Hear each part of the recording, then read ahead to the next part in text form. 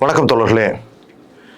நீங்கள் குரூப் 1க்கான முதல் test modern இந்தியாவை எழுதியிருக்கிறீங்க. நிறைய பேருக்கு ரிப்பீட் வந்திருக்கும். புதிதாக வந்தவர்கள் கொஞ்சம் அந்த பேட்டர்னில் அடாப்ட் ஆக கஷ்டப்படுறீங்க. அவங்களுக்காக அப்புறம் இந்த டெஸ்ட்டை எப்படி அப்ரோச் பண்ணியிருக்கணும், உங்கள் பேப்பர் சிலவு நல்லாவே எழுதியிருப்பீங்க, பேப்பரையும் கம்ப்ளீட் பண்ணியிருப்பீங்க. பட் ஆனாலும் மதிப்பெண்கள் அந்த அளவுக்கு வந்திருக்காது. அப்போ உங்களுடைய அப்ரோச்சில் என்ன பிரச்சனை, ஏன் பேப்பர் கம்ப்ளீட் பண்ண முடியல, என்னென்ன இஷ்யூஸ் இருக்குது, எப்படி ஜென்ரலாக நமக்கு தெரியுதோ தெரியலையோ ஒரு விஷயத்தை அப்ரோச் பண்ணுறது அப்படின்ற ஆஸ்பெக்டில் இந்த முதல் தேர்வுக்கான அந்த கேள்விகளை நம்ம அப்ரோச் பண்ணுறோம் இன் டீட்டெயில்டாக இன் பேப்பர் ப்ரெசன்டேஷன் ஃபார்மேட்டில். அதை கொஞ்சம் நல்லா பார்த்துக்கங்க, சரிங்களா? ஓகே, ஸோ போகலாமா? ஃபர்ஸ்ட் கொஷின் பாருங்கள், 10 மார்க் கொஷின். என்ன கேட்டிருந்தாங்க பாருங்கள், என்ன கேட்டிருந்தாங்க? The Portuguese came to India first. என்ன ஸ்டேட்மெண்ட் சொல்றாங்க பாருங்க. Portuguese came to India first but could not stay in India till the end. ஆக்சுவலா அவங்க தான் ஸ்டே பண்ணாங்க 1961 வரைக்கும் அவங்க தான் இருந்தாங்க. பட் இங்க மீன் பண்றது என்னன்னா, அவங்களால பார்த்தீங்கன்னா மற்ற யூரோப்பியன் பவருக்கு ஈக்குவலா இங்கே டாமினேட் பண்ண முடியல, பெயர் அளவுக்கு இருந்தாங்க, அவ்வளோதான் மீனிங். அப்போ they could not stay in India till the end. அவங்களே சொல்லிட்டாங்க, ஒரு ஸ்டேட்மெண்ட் அவங்களே சொல்றாங்க. ஃபர்ஸ்ட் வந்தது அவங்க தான், அடுத்ததா அவங்களால இறுதி வரை தாக்கு பிடிக்க முடியல. they could not stay in India till the end. what was the reason behind it? what were the reasons? இன்னும் சொல்ல போனா நிறைய ரீசன்ஸ் இருக்கு. behind it explain அப்படி சொல்லி கேட்குறாங்க. அப்ப இங்க reason for the failure of Portuguese in India, reason for their failure of dominance in India, இதான் அதனுடைய மீனிங். அப்போ கொஷின் ஒரு மாதிரி கேட்குறாங்க அப்படின்னாலும் ஓப்பன் கொஷின் அது பார்த்தீங்கன்னா. ஆனால் சில ஸ்டேட்மெண்ட்டே அவங்க சொல்கிறாங்க. Portuguese came to India first, அதையும் நம்ம சொல்லணும். அடுத்ததாக good not stay in India till the end, அதையும் நம்ம சொல்லணும். அதுக்கப்புறம் அதனுடைய ரீசன்ஸை நீங்கள் எக்ஸ்பிளைன் பண்ணணும். ஒரு 6 ரீசனாவது எக்ஸ்பிளைன் பண்ணணும். சரி பாருங்க, ஃபர்ஸ்ட் நான் கொஷினை பார்த்தோன்னே என்ன சொல்கிறேன், கொஷினை பைலிங்குவலாக ரீட் பண்ணணும். பொதுவாக ஆங்கிலத்தில் உள்ளதுதான் சரின்றதால நீங்கள் ஆங்கில மீடியம் அப்படின்றப்ப உங்களுக்கு பிரச்சனை இல்லை, சரியா? இருந்தாலும் கம்பேர் பண்ணி பைலிங்குவலாக படிங்க. பிரேக் இன் டு தி பாயிண்ட்ஸாக அதை உடச்சி படிங்க. அது என்ன சொல்ல வர்றான் அப்படின்றத உள்ள கொண்டு போங்க, புரிஞ்சிக்க ட்ரை பண்ணுங்க. என்ன கேட்குறான், என்ன இன்டென்ஷன், கொஸ்டினுடைய இன்டென்ஷன் என்ன வியூவில் உங்களுடைய ஆன்சரை அவன் எதிர்பார்க்குறான் அப்படின்றத புரிஞ்சிக்க முற்படுங்க. அதான் விஷயம். அப்போ நான் புரிஞ்சுக்கிறேன்னா, Portuguese came to India first, right, அதையும் நான் இன்சிஸ்ட் பண்ணி சொல்லணும். அடுத்ததா could not stay in India till the end, though they state டில் 1961. அவங்க பேரளவுக்கு தான் லிமிட்டட் ஏரியாவில் தான் இருந்தாங்களே தவிர அதர் யூரோப்பியன் பவர் ஈக்குவலாக இந்தியாவில் டாமினேட் பண்ணல, அதான் சொல்லணும். What are the reasons behind it, அதுக்கான காரணங்களை நம்ம சொல்லணும், சரியா? அப்போ இந்த கொஷின் பைலிங்குவலாக ரீட் பண்ணிட்டேன், அதை அதை பிரேக் பண்ணிட்டேன், பை வேர்ட் பிரேக் பண்ணிட்டேன், அதை புரிஞ்சிக்க ட்ரை பண்ணுறேன். அடுத்ததா அது கான்செப்சுவலா ஃபேக்சுவலா அப்படின்னு பார்க்க நினைக்கிறேன். கான்செப்சுவலா ஃபேக்சுவலா, என்ன ஃபேக்சுவல் தான், நிறைய டேட்டாஸ் தான் இருக்குது. காரணம் ரீசன்ஸ் ஓப்பனாக கேட்டாங்க, அப்போ ரீசன்ஸ் தான் சொல்ல போகிறோம். டைரக்டாக இன்டைரக்டாக கேட்ட மாதிரி கேட்டாலும் டைரக்ட் கொஷின் தான் இது அப்போ நிறைய ஃபேக்சுவல் கொஷின். இது எப்படி அப்ரோச் பண்ண போகிறோம்? உடனே என்ன பண்ணுறோம், மனசுக்குள்ளே ஒரு டெம்ப்ளேட் ஃப்ரேம் பண்ணி பார்க்குறோம், என்ன பேட்டர்னில் இதை அப்ரோச் பண்ண போகிறோம் அப்படின்ட்டு. ஃபஸ்ட்டு இன்ட்ரோ மாதிரி கொடுக்க போகிறோம். ஜென்ரலைஸ்டாக கொஷினை உள்ளதையே சொல்லி நான் ஐடியா கிளாஸ் கொடுத்துருக்கேன் பார்த்தீங்களா, 20 பாயிண்ட்ஸ், அதை படிங்க. இன்னொன்று வீட்டில் எப்படி ப்ரிப்பேர் பண்ணுறது, எப்படி ஆன்சர் ரெடி பண்ணுறதுன்றதை இன்னொரு வீடியோ போடுறேன், அதை பாருங்கள், சரியா? அப்போ இதில் என்ன பண்ணுறீங்க அப்படின்னு கேட்டிங்கன்னா, ஃபஸ்ட்டு விஷயம் இன்ட்ரோ பாருங்க. இன்ட்ரோ கொடுக்குறீங்க. இன்ட்ரோ எப்படி கொடுக்கணும், கொஷின்ல இருந்தே கொடுக்கணும், ஜென்ரலைஸ்டாக கொடுக்கணும், பட் வித் சர்டன் ஃபேக்ட்ஸோட சேர்த்து கொடுக்கணும்னு சொல்லியிருக்கேன். டோட்டல் கண்டென்ட்ல 10% அளவுக்கு இன்ட்ரோ இருக்கலாம். தட் இஸ் 150 வேர்ட்ஸ்னா ஒரு 15 வேர்ட்ஸ் 3 to 4 லைன் அளவுக்கு என்ன இருக்கலாம், இன்ட்ரோ இருக்கலாம். அப்போ இன்ட்ரோவில் ஜென்ரலைஸ்டாக சொல்கிறீங்க. சொல்லி முடிச்ச பின்னால இந்த சொல்லி முடிச்சுட்டு முடிஞ்சா அடுத்த இதில் போர்ச்சுகீஸ் தான் ஃபர்ஸ்ட் வந்தாங்கன்றதை இன்சிஸ்ட் பண்ணுங்க. அதுக்கப்புறம் அவங்க 1961 வரைக்கும் இருந்தாலும் அவங்க டாமினேட் பண்ணலை அப்படின்றத சொல்லுங்க. சொல்லிட்டு அதுக்கப்புறம் ஒரு மேஜர் ஹெட்டிங் போட்டு reasons for their failure, so reasons for their lower dominance in India அப்படின்ட்டு கொடுத்து அதை சப்ஹெட்டிங்காக போடுங்க. அந்த பாயிண்ட்ஸை சப்ஹெட்டிங்காக போடுங்க அப்படின்ட்டு பிளான் பண்ணுறேன். என்னென்ன பாயிண்ட்ஸ், ஒரு 6 பாயிண்ட் வச்சுக்கிறேன். அந்த 6 பாயிண்ட்டை சப்ஹெட்டிங்காக போட்டு ஒவ்வொன்றையும் என்ன பண்ணுறேன், சில ஃபேக்ட்ஸை கொடுத்து எக்ஸ்பிளைன் பண்ணி 6 பாயிண்ட்டை முடிச்சு திரும்ப கன்க்ளூட் பண்ண போகிறேன். 10 மார்க்ல இன்ட்ரோடக்ஷன் கன்க்ளூஷன் அப்படின்ற வார்த்தைகள் வேண்டாம். ஆனால் அது பேரா ஃபார்மட்டில் இருக்கணும். நான் டெம்ப்ளேட் அப்படின்னு சொன்னது இதெல்லாம் பேரா ஃபார்மட். இன்ட்ரோ கன்க்ளூஷன் பேரா ஃபார்மட்டில் இருக்க போகுது. அப்புறம் இதை பற்றி இப்படி கொடுக்க போகிறேன், இந்த இடத்துல சார்ட் போட போகிறேன், இந்த இடத்துல ஒரு பிக்சர் வரைய போகிறேன், இந்த இடத்துல இது பண்ண போகிறேன், இப்படி மேஜர் ஹெட்டிங் கொடுக்க போகிறேன், இந்த இடத்துல சப் ஹெட்டிங்லாம் இப்படி கொடுக்க போகிறேன் அப்படின்ற முன்கூட்டியே ஒரு திட்டமிடலாம். என்ன ப்ரெசன்டேஷன் ஸ்டைலில் நான் கொடுக்க போகிறேன் அப்படின்றத நான் டெம்ப்ளேட் அப்படின்னு சொல்லி சொல்கிறேன். அந்த வியூவில் நான் போக போகிறேன். சரியா? அப்போ இந்த கொஷின் புரிஞ்சுதா? கொஷின் புரிஞ்சுது. இங்கே உள்ளே போங்க. நம்ம எப்படி ப்ரெசென்ட் பண்ணுறோம் அப்படின்றத பாருங்கள். ஃபர்ஸ்ட் கொஷின் பாருங்கள். அதுக்கு ஃபர்ஸ்ட் விஷயம், நான் ஒரு ஆப்டான என்ன கொடுக்குறேன், ஒரு ஆப்டான டைட்டில் கொடுக்க நினைக்கிறேன். Decline of Portuguese in India. ஆமாம், இட் மீன்ஸ் வந்து அவங்க தாக்கு பிடிச்சாங்க டில் 1916 வரைக்கும் இருந்தாங்க. பட் அவங்க பவர்ஃபுல்லாக இருந்தாங்களா அப்படின்னா நிச்சயமாக இல்லை. அப்போ அவங்க வீழ்ச்சி அடைஞ்சிட்டாங்க.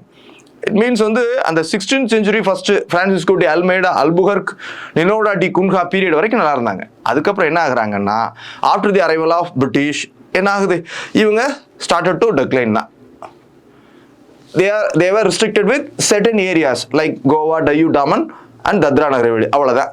மும்பை கூட இருந்துச்சு, அதை யார்கிட்ட கொடுத்துட்டாங்க, 1660 பிரிட்டிஷ்க்கு கொடுத்துட்டாங்க. கேத்ரினுடைய திருமண சீராக கொடுத்தாங்க அப்படின்னு சொல்லி நம்ம பார்த்துருக்கோம். சரியா? அப்போ அவங்களால டாமினேட் பண்ண முடியல. ஒரு ஆப்டான டைட்டில் இது உங்களுக்கு தோன்றதை முழு மீனிங்கில் கொடுக்கலாம். மேக்ஸிமம் கொஷின்லேருந்தே கொடுக்கலாம். கொஷினில் அந்த வேர்டு இல்லைன்றது பட்சத்தில் அது இன்டெரக்டாக கேட்டிருக்காங்க. அப்போ decline of Portuguese in India causes அப்படி சொல்லி நான் என்ன சொல்கிறேன், காரணங்கள் அப்படி சொல்லி ஒரு என்ன பண்ணுறேன், ஒரு தலைப்பு கொடுக்கலாம். தலைப்பு கொடுக்கணும். சரியா? அது வந்து நீங்கள் என்ன புரிதலில் இருக்கீங்க, இன்டைரக்ட் கொஷின்லாம் பொறுத்த வரைக்கும் தலைப்பு கொடுத்தீங்கன்னா இம்ப்ரெஸ் ஆகிடுவாங்க. சரியான டைட்டில் கொடுக்குறீங்கன்னா இம்ப்ரெஸ் ஆகும். ரைட். அடுத்து என்ன சொல்ல போகிறேன், இன்ட்ரோடக்ஷன் கொடுக்க போகிறேன். இன்ட்ரோடக்ஷன்னு நீங்கள் கொடுக்க வேண்டாம், ஆனால் இன்ட்ரோடக்ஷன் கொடுக்கணும். அதற்கான சப்ஹெட்டிங் கொடுக்க வேண்டாம், ஆனால் இன்ட்ரோடக்ஷன் கொடுக்கணும். இந்த அலைன்மெண்ட்லாம் பாருங்கள், எண்டு டு எண்ட் பக்காவாக இருக்கணும். கரெக்டாக இங்கே ஆரம்பித்து இங்கே முடிக்க பார்க்கணும்.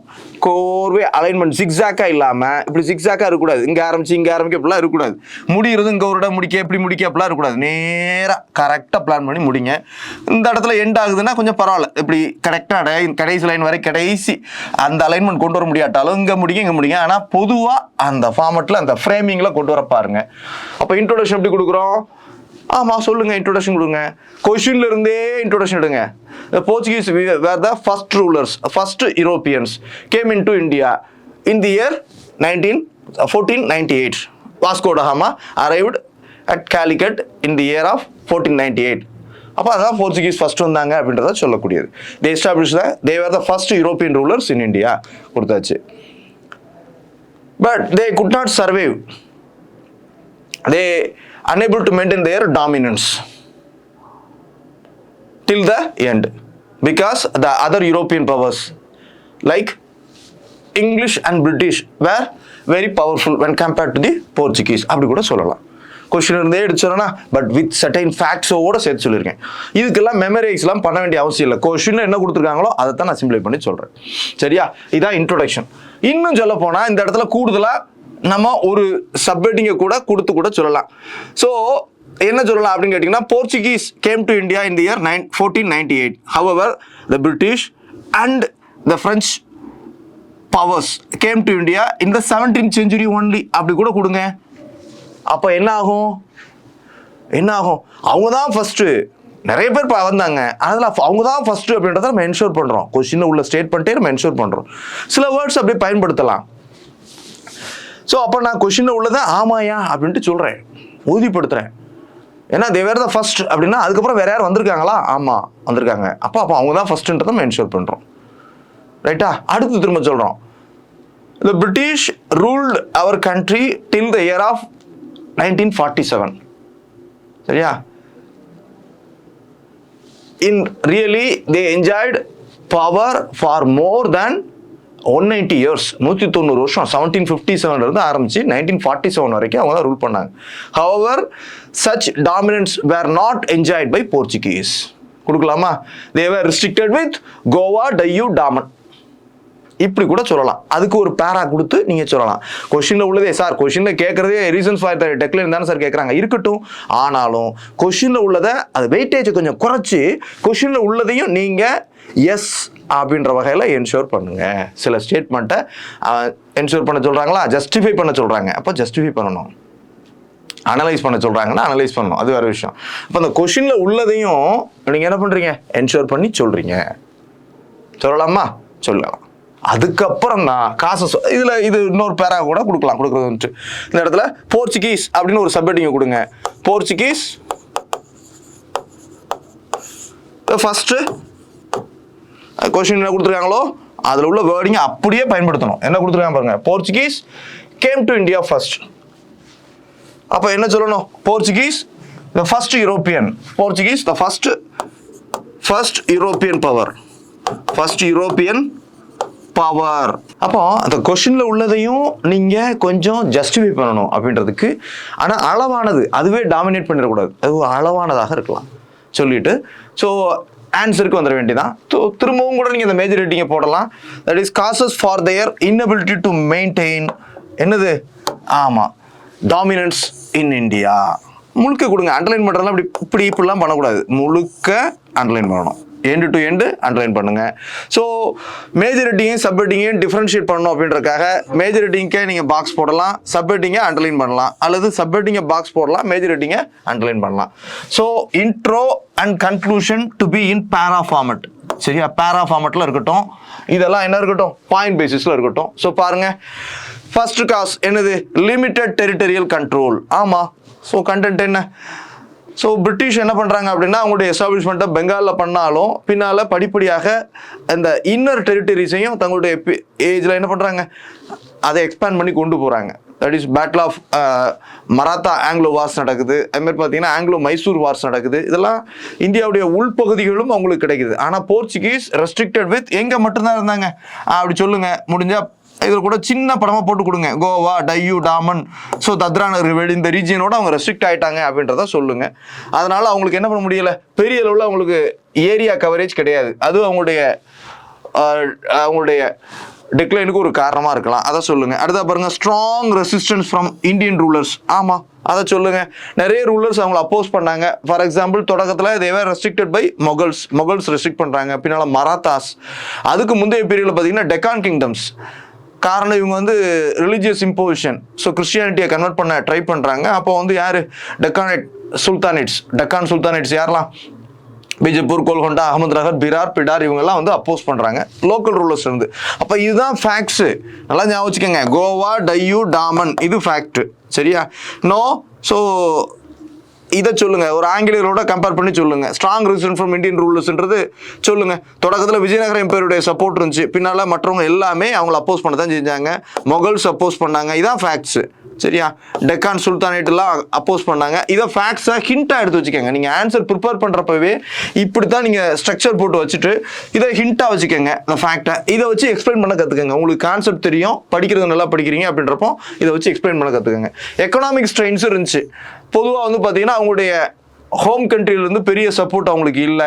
இன்னொன்று ஒரு ஃபைட் இங்கே நடக்குது, மொகல்ஸோடு அவங்க ஃபைட் பண்ண போகிறாங்க அப்படின்னா இவங்களுக்கு எக்யூப்மெண்ட்ஸ் எங்கேருந்து வரணும், போர்ச்சுகீஸ்லேருந்து வரணும். அது பாசிபிளாக இல்லை. அதனால் வந்து அவங்களுக்கு வந்து ஃபினான்ஷியலாக நிறைய ஸ்ட்ரெயின்ஸ் இருந்துச்சு. அதுதான் நீங்கள் கொடுக்க போகிறீங்க, அதை புரிஞ்சுக்கங்க. இன்டர்னல் இஷ்யூஸும் நிறைய இருந்துச்சு. கம்பெனிக்குள்ளேயே பார்த்தீங்கன்னா என்ன ஆகுது, அந்த இவங்களுக்குள்ளேயே வந்து என்னது கரப்ஷன் அதிகமாக இருந்துச்சு. ஏற்கனவே பார்த்தோம், ஃபினான்ஷியல் இஷ்யூஸ் இருந்துச்சு. அதுக்கப்புறம் அவங்களுக்குள்ள ஈகோ பிரச்சனை இருந்துச்சு.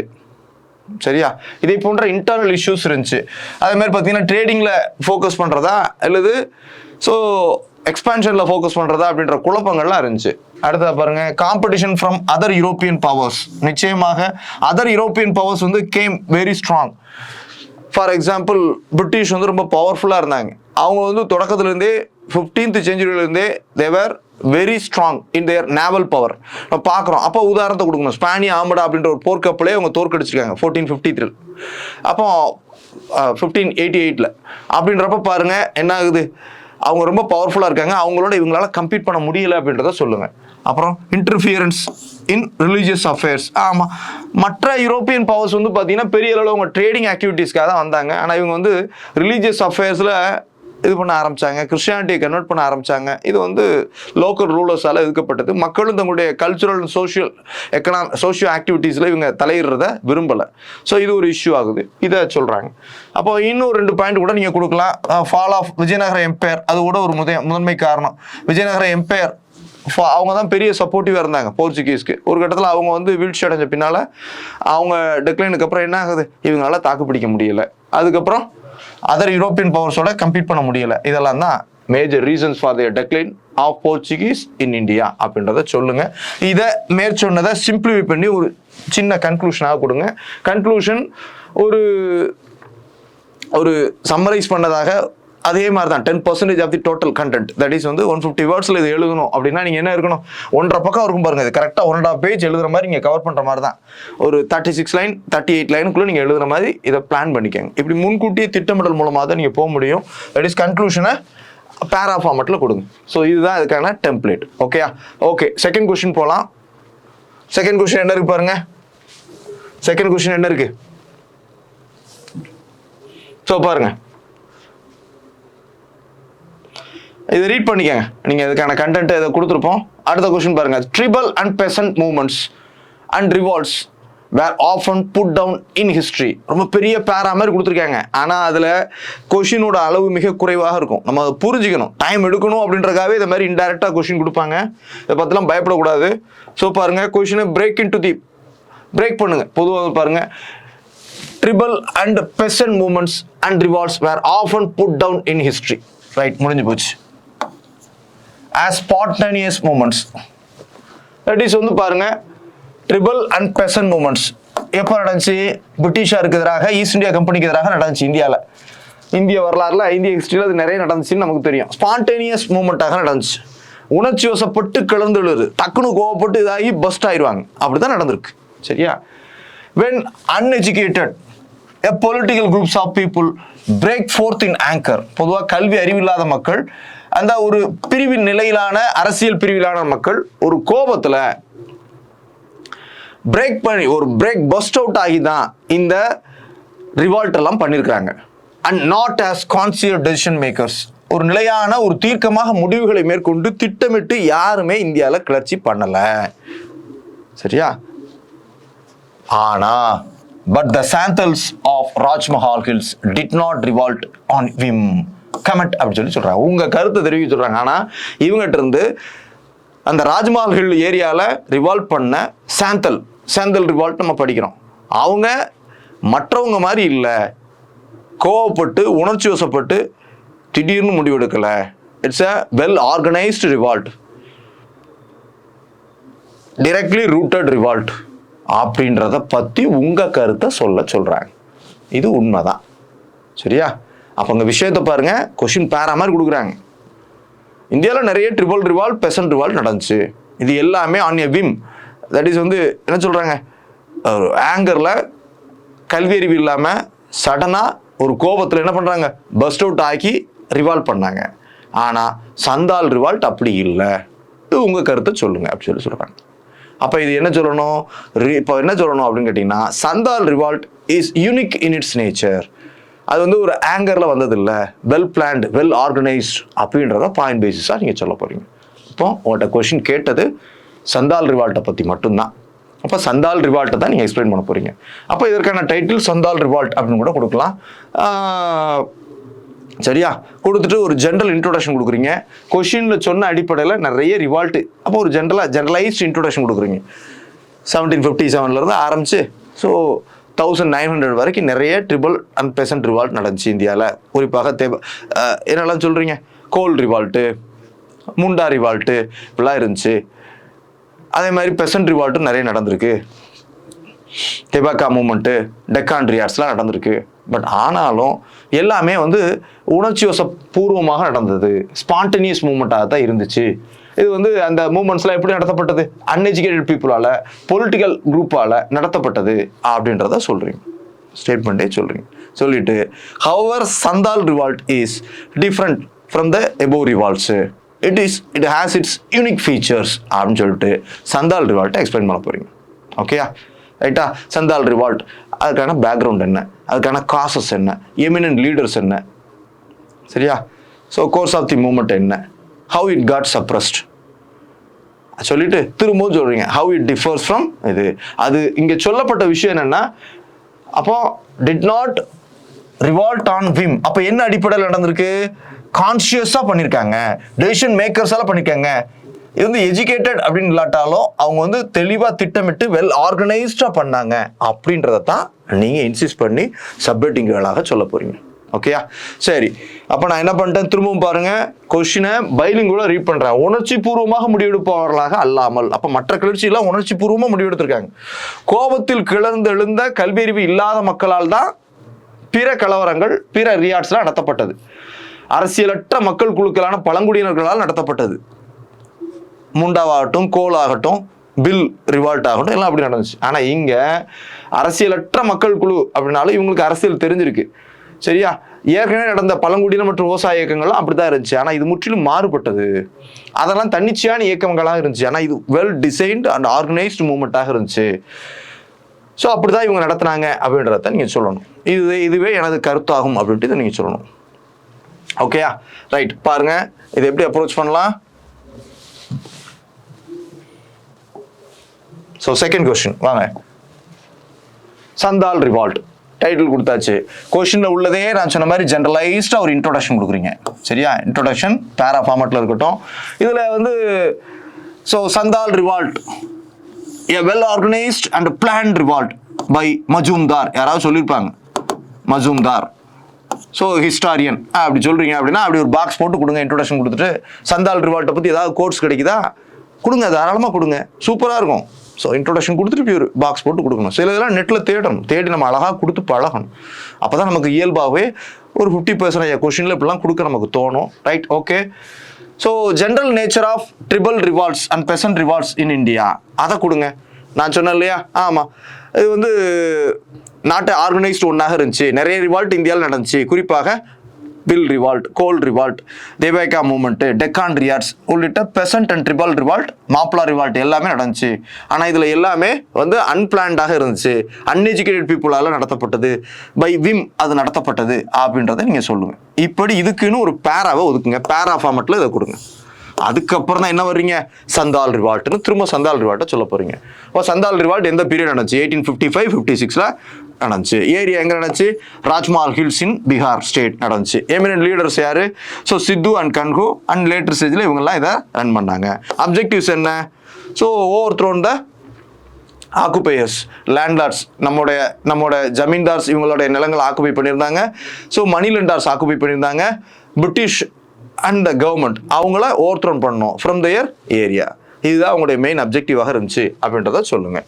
அப்புறம் சொல்லுங்க பேக்ரவுண்ட் என்ன, இதோடைய பேக்ரவுண்ட் என்ன அப்படின்றத சொல்லுங்க. பேக்ரவுண்டில் இந்த பிரச்சனைகள்லாம் இருந்ததால இந்த பீரியடில் ரிவால்ட் பண்ண ஸ்டார்ட் பண்ணாங்க அப்படின்றத சொல்லுங்க. Santhal revolt deliberate and organised revolt அப்படின்னு சொல்றோம். Santhal revolt deliberate and organised revolt. Question உள்ள ஸ்டேட்மெண்ட்டே நான் திரும்ப இன்சிஸ்ட் பண்றேன் பாருங்க. அவங்க மற்ற ரிவால்ட்லேருந்து எப்படி முற்றிலும் அவனே ஆன்சரை கொடுத்துட்டாங்க. ஆக்சுவலாக வந்து பார்த்தீங்கன்னா நமக்கு கண்டென்ட் தெரியுதோ இல்லையோ அதுலேருந்தே சப்ஹெட்டிங்கை ஃபார்ம் பண்ணி எடுத்துகிட்டு போயிடலாம். நான்லாம் அப்படி தான் எழுதுவேன்.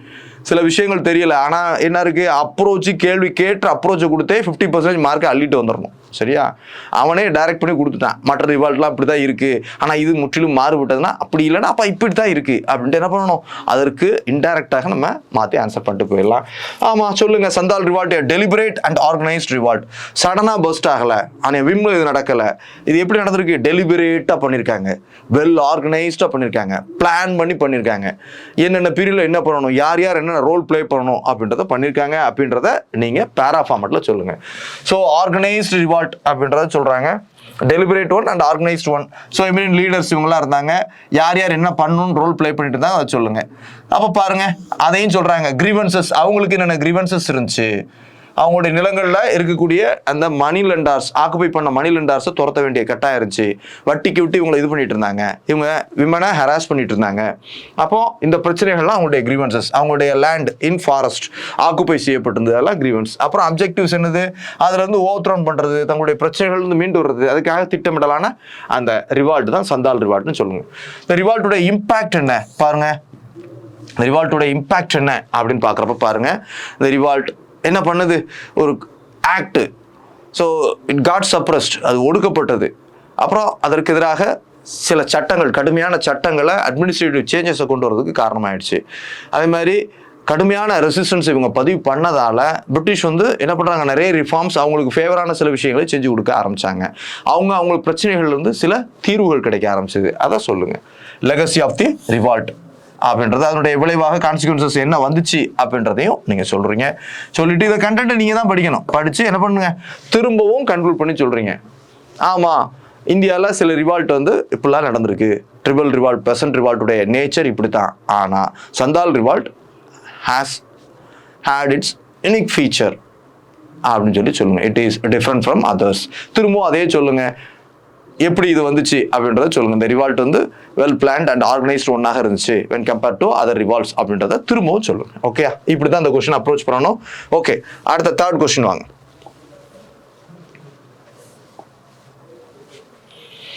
தேர்ட் கொஸ்டின் இதுல பாருங்க,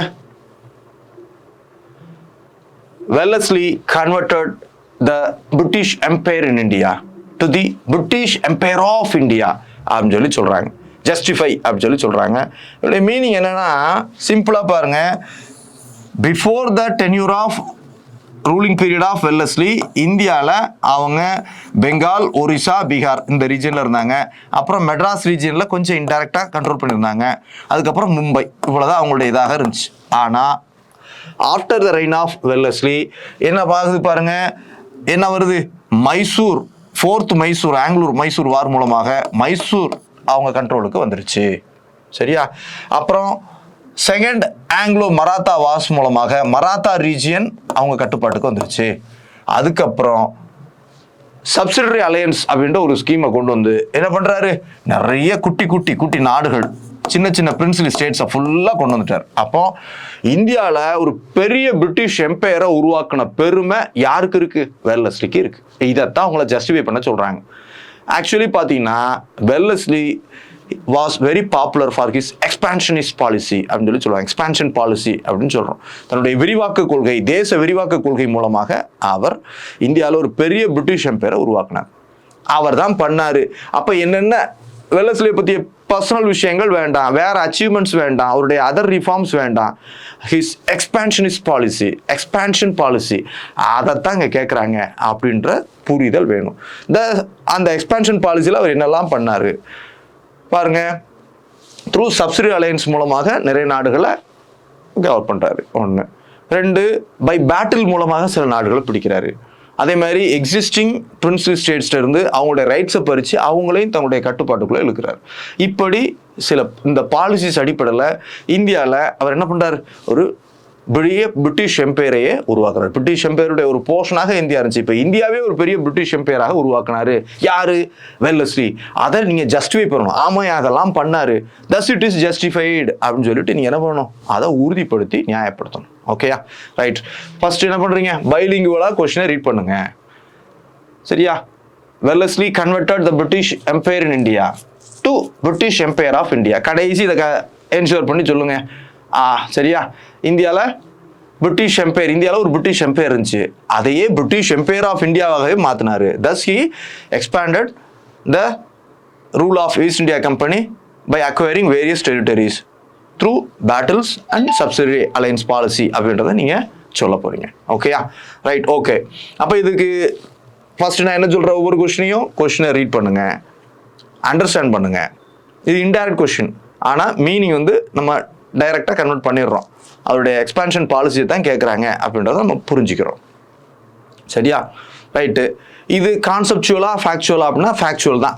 ஃபேக்சுவல் கொஸ்டின்ஸ் தான் நமக்கு நிறைய மார்க்கை தரும். நிறைய ஃபேக்ட்ஸ், டேட்டாக்கள் இதெல்லாம் உள்ளதான் மார்க்கை தரும். நல்லா அப்ரோச் பண்ணலாம். சரி, அப்போ இது என்ன பண்ண போகிறோம் அப்படின்ற பிளான் பண்ண போகிறோம். ஒரு ஜென்ரல் இன்ட்ரோடக்ஷன் பேரா ஃபார்மெட்டில் கொடுக்க போகிறோம், ஜென்ரல் கன்க்ளூஷன் கொடுக்க போகிறோம், பாடி ஆஃப் தி கண்டென்ட்டில் என்ன கொடுக்க போகிறோம். பாடி ஆஃப் தி கண்டென்ட்டில் வெல்லஸ்லியை பற்றி சொல்லிட்டு ஹிஸ் எக்ஸ்பான்ஷன் பாலிசியை பற்றி எக்ஸ்பிளைன் பண்ணிட்டு in which aspects he implemented the expansion policy அப்படின்னு சொல்லிட்டு ஃபர்ஸ்ட் சப்சிடரி அலையன்ஸ், இங்கே மெயின் டாமினன்ஸ் அதுதான்.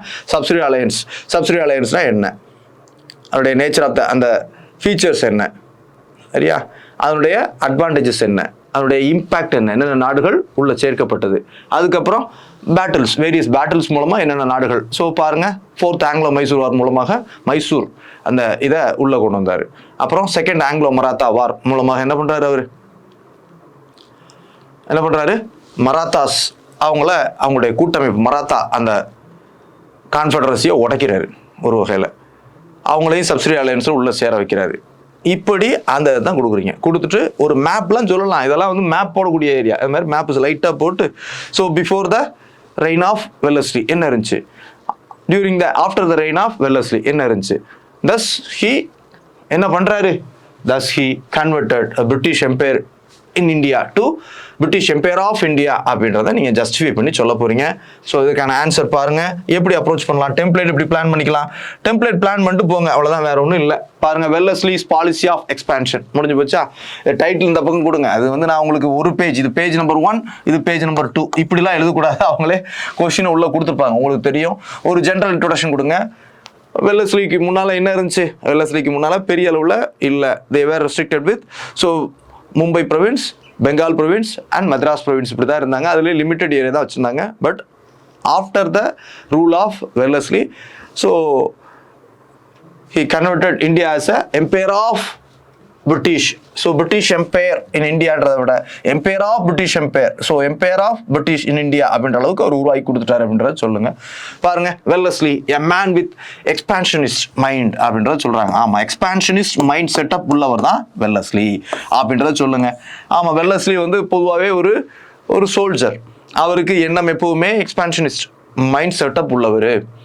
அவருக்கு ஒரு பெரிய தேசமாக இந்தியாவில் ஈஸ்ட் இந்தியா கம்பெனியோட ரூலை மாத்திர ஒரு எண்ணம் இருந்துச்சு அப்படின்றத நீங்கள் இங்கே எக்ஸ்பிளைன் பண்ணி சொல்கிறீங்க. சொன்னாலே முடிஞ்சு போச்சு. அப்போ எக்ஸ்பான்ஷனிஸ்ட் பாலிசிஸ், ஆக்சுவலாக பார்த்தீங்கன்னா எக்ஸ்பான்ஷனிஸ்ட் பாலிசியில் ஒரு 3 விஷயங்களை ஃபாலோ பண்ணியிருப்பாங்க. அதை கூட நீங்கள் ஃப்ளோ சார்ட் போட்டு சொல்லலாம். ஒன்று பாலிசி ஆஃப் சப்சிடரி அலையன்ஸ், 2வது அசம்ஷன் ஆஃப் டெரிட்டரிஸ், 3 பாருங்க outright wars. In 3 aspects he so followed the expansionist policy அப்படின்றத சொல்லுங்க. இதில் ஃபர்ஸ்ட் ஒன் என்ன பண்ணுறாரு அப்படி சொல்லுங்க, policy of subsidiary alliance. Features என்ன, சப்சிடரி அலையன்ஸுடைய பாலிசி என்ன, லோக்கல் ரூலர்ஸ் அவங்களுக்கான மிலிட்ரியை எக்ஸ்பேண்ட் பண்ணிடணும்.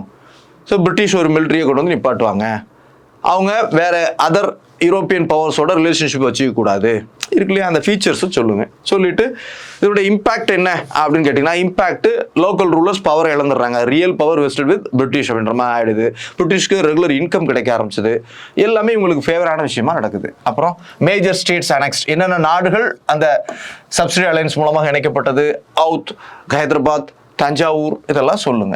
சரியா, சொல்லிட்டு அசம்ஷன் ஆஃப் டெரிட்டரிஸ், 2வது ஆப்ஷன் அசம்ஷன் ஆஃப் டெரிட்டரிஸ்ல சில விஷயங்களை பண்றாரு. என்ன பண்றாரு அப்படின்றத பாருங்க. என்ன பண்றாரு, சில நாடுகள் அவர் என்ன பண்றாரு, அதை லோக்கல் ரூலர்ஸ் இருந்து சில ரைட்ஸ் இல்லை, உனக்கு இது இல்லை அப்படின்னு சொல்லிட்டு பறிச்சுக்கிறாரு. அப்படி என்னென்ன நாடுகளில் ரூலர்ஸை மாற்றி வச்சார் அந்த இதை சொல்லுங்க. அதுக்கப்புறம் அவுட்ரைட் வார்ஸ் என்ன பண்றாரு, 4th Anglo Mysore war he defeated with the support of his brother யாரு, ஆர்தர் வெல்லஸ்லி சப்போர்ட்டோட என்ன பண்றாரு, டிஃபீட்டட் திப்பு சுல்தான் அண்ட் என்ன பண்றாரு, மைசூர் மேல கண்ட்ரோல் எடுத்துறாரு. 2nd ஆங்கிலோ மராத்தா வார் மூலமாக என்ன பண்ணிடுறாரு, அந்த பேஷ்வா ரூலை ஒடுக்குறாரு, அவங்களையும் சப்சிடரி அலையன்ஸ்ல கையெழுத்து போட வைக்கிறாரு. அப்போ இதன் மூலமாக என்ன பண்றாரு, எக்ஸ்பான்ஷன் பண்ணிடுறாரு அப்படின்றத சொல்லுங்க. இங்க ஒரு வரைபடத்தை சைடில் சின்னதா வரைஞ்சு என்ன பண்ணுங்க, கொடுத்து என்னென்ன ரீஜியனாக அவர் அக்வயர் பண்ணாரு அப்படின்றத சொல்லுங்க.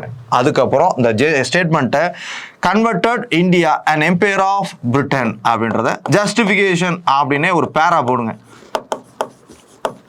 அப்போ திரும்பவும் சொல்லுங்க, அப்படிதான் சொல்லணும், அந்த ஸ்டேட்மெண்ட்டே சொல்லுங்க. அதுக்கு முன்னால் லிமிட்டட் ரீஜன்ஸ் தான் இவங்க கட்டுப்பாட்டில் இருந்துச்சு. ஆனால் லேட்டர் இவர் வந்த பின்னால் நிறைய ஏரியாஸ் அக்வயர் பண்ணி என்ன பண்ணிட்டாரு, எக்ஸ்பாண்ட் பண்ணிட்டாரு அப்படின்றத thus it is justified அப்படின்றத நீங்கள் சொல்ல போறீங்க. ஓகேயா, இதுதான் இதற்கான டெம்ப்ளேட். அடுத்த கொஸ்டின் வாங்க.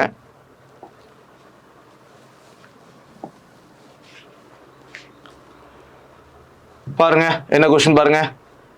Analyse the cause for the loss of Marathas in Anglo Maratha wars, what were its outcomes. பாருங்க, இதுல 2 கொஸ்டின் இருக்கு. Causes for loss of Marathas in Anglo Maratha wars, open question தான் இது வந்துட்டு, வாட் வேர் இட்ஸ் அவுட்கம் அப்படின்னு சொல்லி கேட்குறாங்க. காசஸ் கேட்குறாங்க, causes for the loss of Marathas. அப்போ ஆங்கிலோ மராத்தா வார்ஸ் அப்படின்றது தான் டைட்டில். ஆங்கிலோ மராத்தா வார்ஸ் அப்படின்றது டைட்டில். மராத்தா வார்ஸை பற்றிய ஒரு சின்ன இன்ட்ரொடக்ஷன். அப்போது ஆங்கிலேயர்களுக்கும் மராத்தாஸ் இடையில் ஆங்கிலோ மராத்தா வார்ஸ் நடந்துச்சு. இதில் மராத்தாஸ் லாஸ் ஆகிட்டாங்க. அதற்கான ரீசன்ஸை நம்ம பார்க்குறோம் அப்படின்றத சொல்கிறீங்க. இப்போ loss of Marathas, reasons or causes for Marathas அப்படின்னு சொல்லிட்டு இதை சப்ஹெட்டிங்காக போட்டு அதை எக்ஸ்பிளைன் பண்ண போகிறீங்க. சப்ஹெட்டிங்காக போடுங்க, போட்டு உள்ள ஃபேக்ட்ஸை கொடுக்கணும். இந்த ஃபேக்ட்ஸை கொடுத்து ஒரு 5 ஃபேக்ட்ஸ் சொல்லலாம். அதுக்கப்புறம் பாருங்கள், outcome of Anglo Maratha wars அப்படின்ட்டு ஒரு மேஜர் ரேட்டிங்கை போட்டு அதுக்கான ஒன்று சப்ஹெட்டிங் பேஸ் பண்ணி போகலாம், அல்லது பாயிண்ட் பேசிஸில் போகலாம். பாயிண்ட் பேசிஸில் போங்க, போயிட்டு அப்புறம் ஒரு கன்க்ளூட் பண்ண போகிறீங்க. அப்போ இது ஓப்பன் கொஸ்டின், மிக எளிமையான கேள்வி தான். இதுதான் பிளான். இந்த இதெல்லாம் போகிறது ஒன்று. சரியா? Right, okay. பாருங்க எப்படி இதை கொடுக்கலாம். பாருங்க, causes for the loss of Marathas அதை கொடுக்கலாம். இப்படி டைட்டில் கொடுக்கலாம். ஆனால் காசஸும் கேட்டிருக்காங்க, அவுட்கமும் கேட்டிருக்காங்க. சரியா? அவுட்கமும் இங்கே கேட்டிருக்காங்க அப்படின்றதால அவுட்கமை நீங்கள் சேர்த்து கொடுக்குறது ஒன்று. இங்கே ஆன்சர் அப்படி கொடுக்கல. ஸோ பாருங்க, ஆங்கிலோ மராத்தா வார்ஸ் இதுதான் டைட்டில். ஆங்கிலோ மராத்தா வார்ஸ் இதுதான் டைட்டில். ஆங்கிலோ மராத்தா வார்ஸை பற்றி சொல்லுங்க. 3 ஆங்கிலோ மராத்தா வார்ஸ் நடந்துச்சு இந்த பீரியடில், இந்த பீரியடில் இந்த வார்ஸ் நடந்துச்சு. இதில் however finally Marathas were defeated by the British forces and loss their power அப்படின்றத சொல்லுங்க. ஜென்ரலாக இன்ட்ரோடக்ஷன் கொடுங்க. எந்தெந்த வார்ஸ் அப்படின்றத இந்த கொடுங்க. ஃபர்ஸ்ட் ஆங்கிலோ மராத்தா வார் இந்த பீரியட்லேருந்து இந்த பீரியட் வரைக்கும் ட்ரீட்டி என்ன அப்படி கூட சொல்லலாம். இந்த ஆங்கிலோ மராத்தா வார் இங்கேருந்து இங்கே வரைக்கும் நடந்துச்சு. ட்ரீட்டி என்ன? So concluded by this treaty, Salbai treaty. சரியா? கொடுக்குறோம் இல்லையா? சுர்ஜி அர்ஜுன்கான் ட்ரீட்டி, பூனா பேக்ட் அப்படி சொல்கிறோமா, பூனா ட்ரீட்டி அப்படின்னு சொல்கிறோம் பாருங்க. அப்படி கொடுங்க. அதை பற்றி ஃபர்ஸ்ட் பேசிக் ஃபேக்ட்ஸ் கொடுங்க. அப்புறம் causes for the loss of Marathas அதை கொடுங்க. என்ன இருக்கு பாருங்க, இன்கம்பீட்டன்ட் லீடர்ஷிப். பாருங்க, பாஜிராவ் மட்டும் ரொம்ப டேலண்டடாக இருந்தார். அதுக்கப்புறம் வந்தவங்களாம் அந்த அளவுக்கு டேலண்டட் இல்லை. ஆனால் பிரிட்டிஷாரை பொறுத்த வரைக்கும் நிறைய லீடர்ஷிப் உள்ள அந்த பேட்டிலர்ஸ் வந்தாங்க. ஃபார் எக்ஸாம்பிள் ஆர்த்தர் வெல்லஸ்லிலாம் ரொம்ப பவர்ஃபுல்லாக இருந்தார் அப்படின்றத சொல்லுங்க. அடுத்த பாருங்க, அட்மினிஸ்ட்ரேட்டிவ் டிஃபெக்ட்ஸ் இன் மராத்தா ஸ்டேட். அட்மினிஸ்ட்ரேட்டிவ் டிஃபெக்ட்ஸ் நிறைய இருந்துச்சு. வர்ணாசிரமா சிஸ்டம் அடிப்படையில் அவங்க இயங்கிட்டு இருந்தாங்க. லோயர் லெவலில் உள்ள பீப்புள் வந்து ரொம்ப கஷ்டப்பட்டாங்க எக்கனாமிக்கலி. ஸோ அதேமாதிரி பார்த்தீங்கன்னா இவங்களை வந்து மராத்தா கான்ஃபெடரசின்னு வச்சுட்டு ஒவ்வொருத்தருக்கும் செல்ஃப் ரிலையண்ட்டான செல்ஃப் பவர்ஸை கொடுத்துருந்தாங்க, ஆட்டானமி கொடுத்து வச்சுருந்தாங்க. இதெல்லாம் வந்து அட்மினிஸ்ட்ரேட்டிவ் டிஃபெக்ட்ஸ் தான். இதனால் இவங்களால ஒவ்வொரு முடிவு எடுக்க முடியல, யூனிட்டியாக இருக்க முடியல. அடுத்தா பாருங்க, ஸோ அன்ஸ்டேபிள் எக்கனாமிக் பாலிசி. அவங்களோட எக்கனாமிக் பாலிசியும் பெரிய அளவில் இல்லை. மராத்தாஸ் அப்படின்னு பேர்னாலும் அவங்கள பொறுத்த வரைக்கும் எக்கனாமிக்கலி பெரிய அளவில் ஸ்ட்ராங்காக இல்லை. ரெகுலர் இன்கம் இல்லை. டாக்ஸேஷன் சிஸ்டம் தப்பாக இருந்துச்சு. அதனால் எக்கனாமிக் பேக்ரவுண்ட் பெரிய அளவில் இல்லை. ஆனால் பிரிட்டிஷ் ஸ்ட்ராங்காக இருந்தாங்க. அடுத்த பாருங்க, சுப்பீரியர் இங்கிலீஷ் டிப்ளமசி. பிரிட்டிஷாருடைய டிப்ளமசி வந்து ரொம்ப இருந்துச்சு. ஒவ்வொன்றையும் கரெக்டாக பிளான் பண்ணி எங்கெங்கே இந்த வெல் ஆர்கனைஸ்டாக இருந்தாங்க. மராத்தாஸ்க்கு எதிராக initially they got support from Hyderabad Nizam. அப்புறம் இந்த பக்கம் இருந்து பார்த்தீங்கன்னா திப்புட்ட முதல்ல ஹெல்ப் வாங்கினாங்க. பின்னால் இவங்களை வச்சு திப்பு அடித்தாங்க. இந்த பாலிசியெல்லாம் டிப்ளமேட்டிக் பயங்கரமாக இருந்துச்சு. தொடக்கத்தில் திப்புவோட சேர்ந்துக்கிட்டு மராத்தாஸை அப்போஸ் பண்ணுறாங்க, பின்னால் மராத்தாஸோடு சேர்ந்துட்டு திப்பு அப்போஸ் பண்ணுறாங்க. அந்த அலையன்ஸ்லாம் பக்காவாக பிளான் பண்ணி டிப்ளமேட்டிக் ஸ்ட்ராட்டஜியை பக்காவாக வச்சுருந்தாங்க. ஆனால் மராத்தாஸ்ட்டு அது இல்லை. வீக் மராத்தா கான்ஃபெடரசி நம்ம பார்க்குறோம். மராத்தா வந்து பேஷ்வா புனாவில் இருப்பார், அப்புறம் ஹோல்கர் இந்தூரில் இருப்பாங்க, கெய்க்வாட் இருப்பாங்க, போன்ஸ்லே நாக்பூரில் இருப்பாங்க. சரியா? இவங்க எல்லாமே அங்கங்கே அந்த ரூலர்ஸாக இருக்கிறாங்க. ஆனால் அவங்களுக்குள்ள யூனிட்டி இல்லை. பேஷ்வா தான் ஹெட் அப்படின்னாலும் பேஷ்வாவுடைய பேச்சு அவங்க கேட்க மாட்டாங்க. அப்போ அதை சொல்லுங்க, வீக் மராத்தா கான்ஃபரன்ஸியாக இருக்குது. அப்புறம் இன்ஃபீரியர் மிலிட்ரி சிஸ்டம். நம்ம ஆளுக பண்ணுற மாதிரி தான், வெற்றிவேல் வீரவேல்னு சொல்கிற மாதிரி. ஸோ பழைய மெத்தட்ஸ் தான், வால் வேல் இதை வச்சு தான் சண்டை போடுறாங்க. ஆனால் பிரிட்டிஷ் வந்து என்ன பண்ணியிருக்காங்க, பீரங்கி படை உள்ளிட்ட வலிமையான படைகளை வச்சுருக்காங்க. அப்படின்றதால இவங்களோட தாக்கு பிடிக்க முடியலை. அதுக்கப்புறம் என்ன சொல்லணும், இதுதான் பாயிண்ட்ஸு. ஆனால் 2வது கொஸ்டின் இங்கே மிஸ் பண்ணியிருக்காங்க பாருங்கள். அவுட்கம் கேட்டிருக்காங்க வெயிட்டேஜ் அடிப்படையில். அவுட்கமை நீங்கள் கொடுக்கணும். Outcome of Anglo Maratha wars. அப்போ இதை கொஞ்சம் கண்டென்ட்டை குறைச்சிட்டு அடுத்தது கொடுத்துட வேண்டியதான். என்ன கொடுக்கலாம், அவுட்கம். இந்த இது வேண்டாம். என்ன கொடுக்கணும், outcome of Anglo Maratha wars அப்படின்னு சொல்லி அது ஒரு 5 பாயிண்ட்டாக கொடுத்துருங்க. 1 2 3 4 5 இப்படி கொடுக்கணும். அவுட்கம் என்ன அப்படின்னா, ஸோ சப்சிடி அலையன்ஸ் அவங்க மேலே திணிக்கப்பட்டது. மராத்தா ஃபெடரசி அந்த கான்ஃபெடரசி கலைக்கப்பட்டது, டிஸ்பேண்டட், அது கலைக்கப்பட்டது. அது மாதிரி they were forced to accept the subsidy alliance. பேஷ்வாக்கு என்ன கொடுத்துட்டோம், பென்ஷன் தொகை கொடுத்து அவர் ஒதுங்க வச்சுட்டாங்க. அப்புறம் மராத்தா ரூலர், சிவாஜியுடைய அந்த டிசைன் அடிப்படையில் மராத்தா ரூலரை பேரளவுக்கு பப்பெட் கவர்மெண்ட்டில் உட்கார வச்சாங்க. இதெல்லாம் தான் அவுட்கம் சொல்லிட்டு, அப்போ இங்கே வெயிட்டேஜ் வந்து காசஸ் தான் மேஜர். அப்போ ஆனாலும் அவுட்கமும் கேட்டிருக்கான்றதால அது ஒரு 7 மார்க், இது ஒரு 3 மார்க் அப்படின்றத அப்ரோச் பண்ணுங்க. அப்புறம் கன்க்ளூட் பண்ணுங்க. சரியா? மேற் சொன்னதை சம்மரைஸ் பண்ணி கன்க்ளூட் பண்ணி சொல்லுங்க. சரியா? அதான் கன்க்ளூஷன் டு பி இன் பேரா ஃபார்மட் அப்படின்றத மனசில் வச்சுக்கோங்க. ரைட், அடுத்ததாக வாங்க.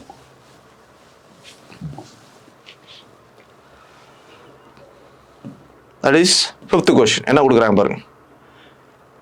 Evaluate the contributions of Robert Clive in strengthening the British power in India. முழுக்க கொடுக்கணும்னு அவசியம் இல்லை, ஓப்பன் கொஸ்டின் தான். அதை உங்களை எவாலுவேட் பண்ண சொல்கிறாங்க. அதை நீங்கள் கடைசி எவாலுவேஷன் கூட போட்டு கொடுக்கலாம், அல்லது ஒவ்வொரு பேராலையும் அதை எவாலுவேட் பண்ணலாம். அப்போ இது வந்து கொஸ்டினை பாருங்கள், இன்னொரு முறை ரீட் பண்ணுங்கள். கான்ட்ரிபியூஷன்ஸ் ஆஃப் ராபர்ட் கிளைவுடைய கான்ட்ரிபியூஷன்ஸை கேட்குறாங்க. என்ன ஆஸ்பெக்டில் அவருடைய கான்ட்ரிபியூஷனை கேட்குறாங்க? எல்லா ஆஸ்பெக்ட்லையும் கேட்கல. In strengthening British power in India, as a ரூலராக பிரிட்டிஷ் பவரை ஸ்ட்ரெங்தன் பண்ணுறதுல அவருடைய கான்ட்ரிபியூஷன்ஸ் என்ன அப்படின்றத கேட்குறாங்க. அதை எவாலுவேட் பண்ண சொல்லி கேட்குறாங்க. சரியா? இந்த புரிதலோடு உள்ள போங்க. இது டைரக்ட் கொஸ்டினா, இன்டைரக்ட் கொஸ்டினா? Direct question. ஃபேக்சுவலா, கான்செப்சுவலா? ஃபேக்சுவல் தான், சந்தேகமே இல்லை. இதுக்கான டெம்ப்ளேட்டை பிளான் பண்ண போகிறோம். ஜென்ரல் இன்ட்ரோடக்ஷன் கொடுக்க போகிறோம், ஜென்ரல் கன்க்ளூஷன் கொடுக்க போகிறோம், ராபர்ட் கிளைவை பற்றி ஒரு சின்ன இன்ட்ரோடக்ஷன் கொடுக்க போகிறோம். அப்புறம் அவருடைய contributions towards strengthening British power இன் இந்தியான்னு ஒரு மேஜர் டீம் ஃபார்ம் பண்ண போகிறோம். என்னென்ன ஆஸ்பெக்டில் அவர் கான்ட்ரிபியூட் பண்ணார் த்ரூ பேட்டில். பேட்டில் விக்ட்ரிஸ் மூலமாக நிறைய கான்ட்ரிபியூட் பண்ணியிருக்காரு. பிளாசி, பேட்டில் ஆஃப் பிளாசி, அப்புறம் செகண்ட் ஆங்கிலோ கர்நாடிக் வார் சொல்கிறோம் இல்லையா, ஆர்காட்டு வீரர்னு சொல்கிறோம் பார்த்தீங்களா?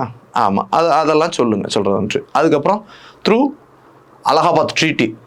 அலகாபாத் ட்ரீட்டி மூலமாக பிரிட்டிஷ்க்கு ஃபேவரான நிறைய பெனிஃபிட்ஸை அவர் கெயின் பண்ணார்.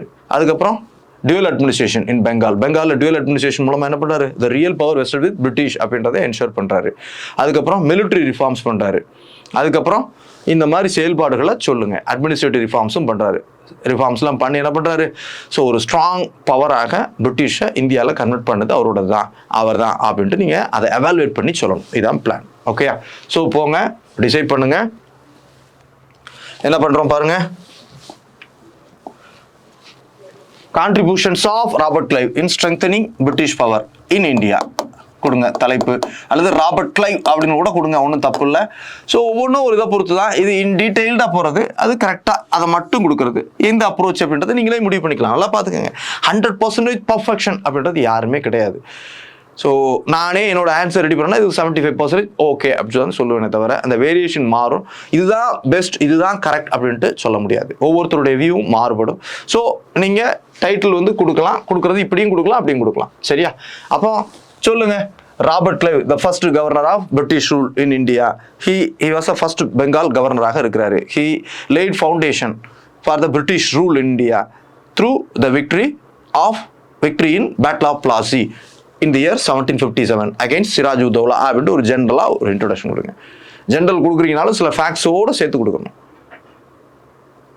அல்லது கொடுங்க, யாராவது சொல்லியிருப்பாங்க Robert Clive the real founder of British rule in India said by Savarkar, யாராவது சொல்லியிருப்பாங்க தீக்ஷித் ஆர் பிபின் சந்திரா அப்படின்ட்டு வரலாற்று ஆய்வாளர் சொல்லியிருக்காங்கன்னா அதை சொல்லுங்க. ஓகே, ஒரு பாக்ஸ் போட்டு சொல்லுங்க. சொல்லிட்டு about Robert Clive as a பெட்டி சோல்ஜராக இந்தியாவுக்கு வந்த ராபர்ட் கிளைவ் ஒரு கவர்னராக ரைஸ் ஆகிறாரு அப்படி சொல்லுங்க. அவரை பற்றி பேசிக் ஃபேக்ட்ஸை சொல்லுங்க. அதுதான் பிரிட்டிஷ் எம்பையருக்கான லைட் ஃபவுண்டேஷனை இந்தியாவில் அமைச்சு கொடுத்தவர் அவர் தான். He was the first governor in Bengal, laid foundation for dual administration Bengal. அப்படி ஏதாவது அந்த கீ ஃபேக்ட்ஸாக சொல்லுங்க. அதுக்கப்புறம் contributions in strengthening British power in India. திரும்பவும் கொஸ்டின்ல உள்ளதே மேஜர் ஹெட்டிங்காக சொல்றீங்க. சொல்லியாச்சா? சொல்லிட்டு பேட்டில் விக்டரிஸ் பாருங்க. பேட்டில் விக்டரிஸ் சொல்லுங்க. He fought for the East India Company in Battle of Plassey and got victory over Siraj ud Dawla சொல்லுங்க. அதுக்கப்புறம் he conquered in the second Anglo-Carnatic War and called as தமிழில் சொல்கிறோம் ஆர்காட்டு வீரர் அப்படின்னு சொல்கிறோம், அதை சொல்லுங்க. Battle victories. அப்புறம் rise strength through treaty of Allahabad பாருங்க. ட்ரீட்டி ஆஃப் அலகாபாத்தில் இவருக்கு ஃபேவரான சில விஷயங்களை பண்ண வைக்கிறாரு. முகல் எம்பரான ஷா ஆலத்துக்கு பென்ஷன் கொடுத்துட்றாரு. திவானி ரைட்ஸை கேட்டு வாங்குறாரு. சரியா? திவானி ரைட்ஸை கேட்டு வாங்குறாரு. இதெல்லாம் வந்து பிரிட்டிஷ் ஸ்ட்ரெங்த்தை ரைஸ் பண்ணிச்சு அப்படின்றத சொல்லுங்க. அதுக்கப்புறம் டியூவல் கவர்மெண்ட் இன் பெங்காலில் dual government. The nawab a puppet ரூலராக தான் இருக்கிறாரு. தி ரியல் பவர் நவாப் வந்து அட்மினிஸ்ட்ரேஷனை பார்க்குறதுனாலும் ஃபினான்ஷியல் பவர்ஃபுல்லாக வெஸ்டட் வித் பிரிட்டிஷ் அப்படின்றது தான் இங்கே உள்ள ஸ்ட்ரென்தன் பண்ண விஷயம்.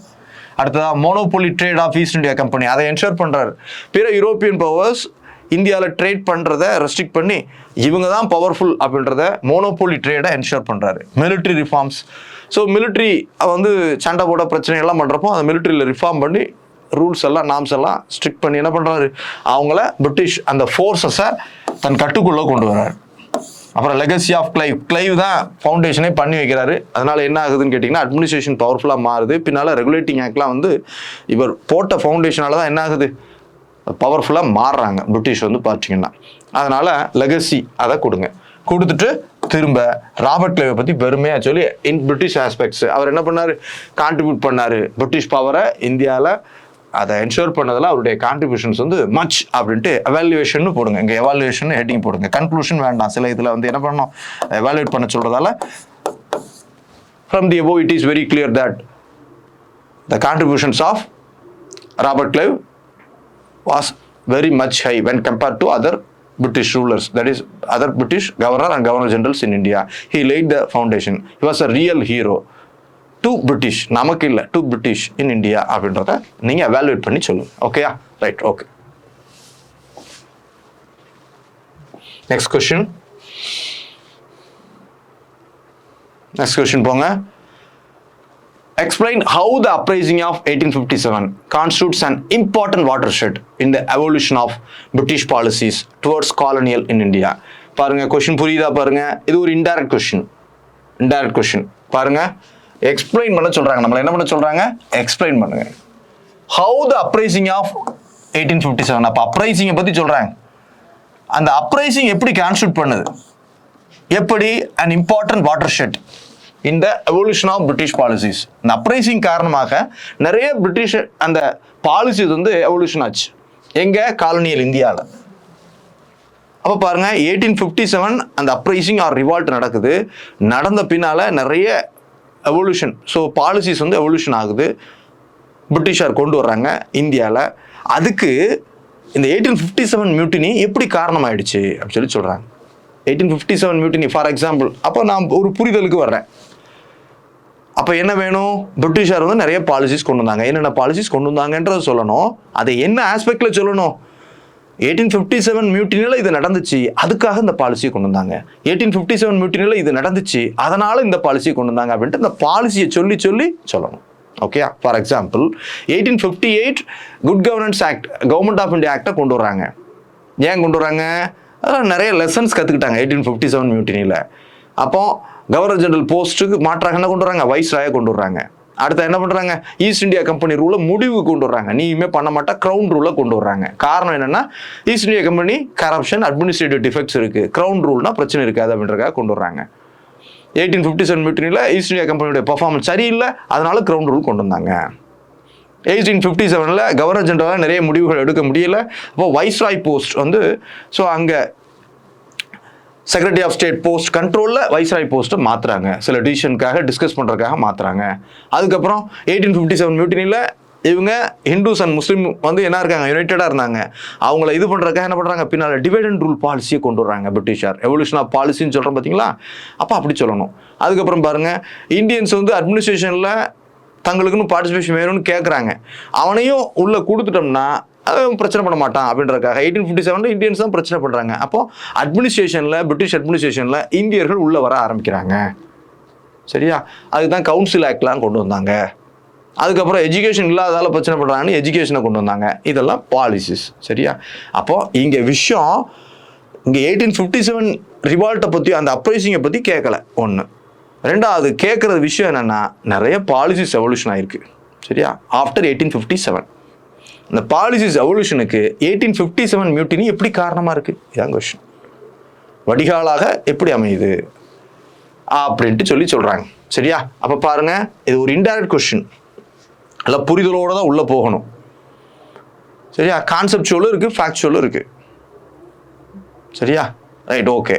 அப்போ இது ஜென்ரலாக இன்ட்ரோடக்ஷன் கொடுக்கணும். 1857 மியூட்டினி வந்து பெரிய சேஞ்சஸை கொண்டு வந்துச்சு, ஆங்கிலேயருக்கு ஒரு பெரிய பயத்தை கொடுத்துச்சு. அப்போ அதனால் நிறைய அட்மினிஸ்ட்ரேட்டிவ் சேஞ்சஸை இவங்க கொண்டு வந்தாங்க, தங்களுடைய பாலிசிஸ்லையும் சேஞ்சஸ் பண்ணாங்க அப்படின்றத சொல்லுங்கள். சொல்லிட்டு 1857 மியூட்டினி அப்படின்றத பற்றி லைட்டாக சொல்லு.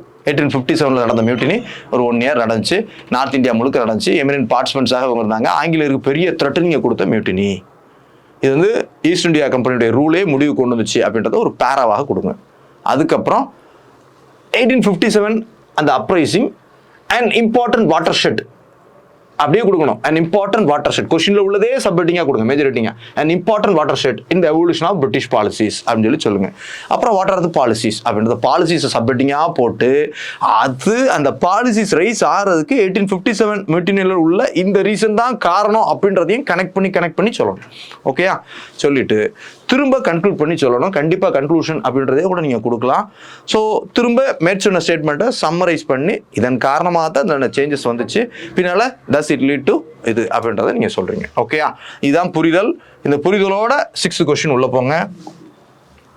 ஸோ பாருங்க, 1857 மியூட்டினி.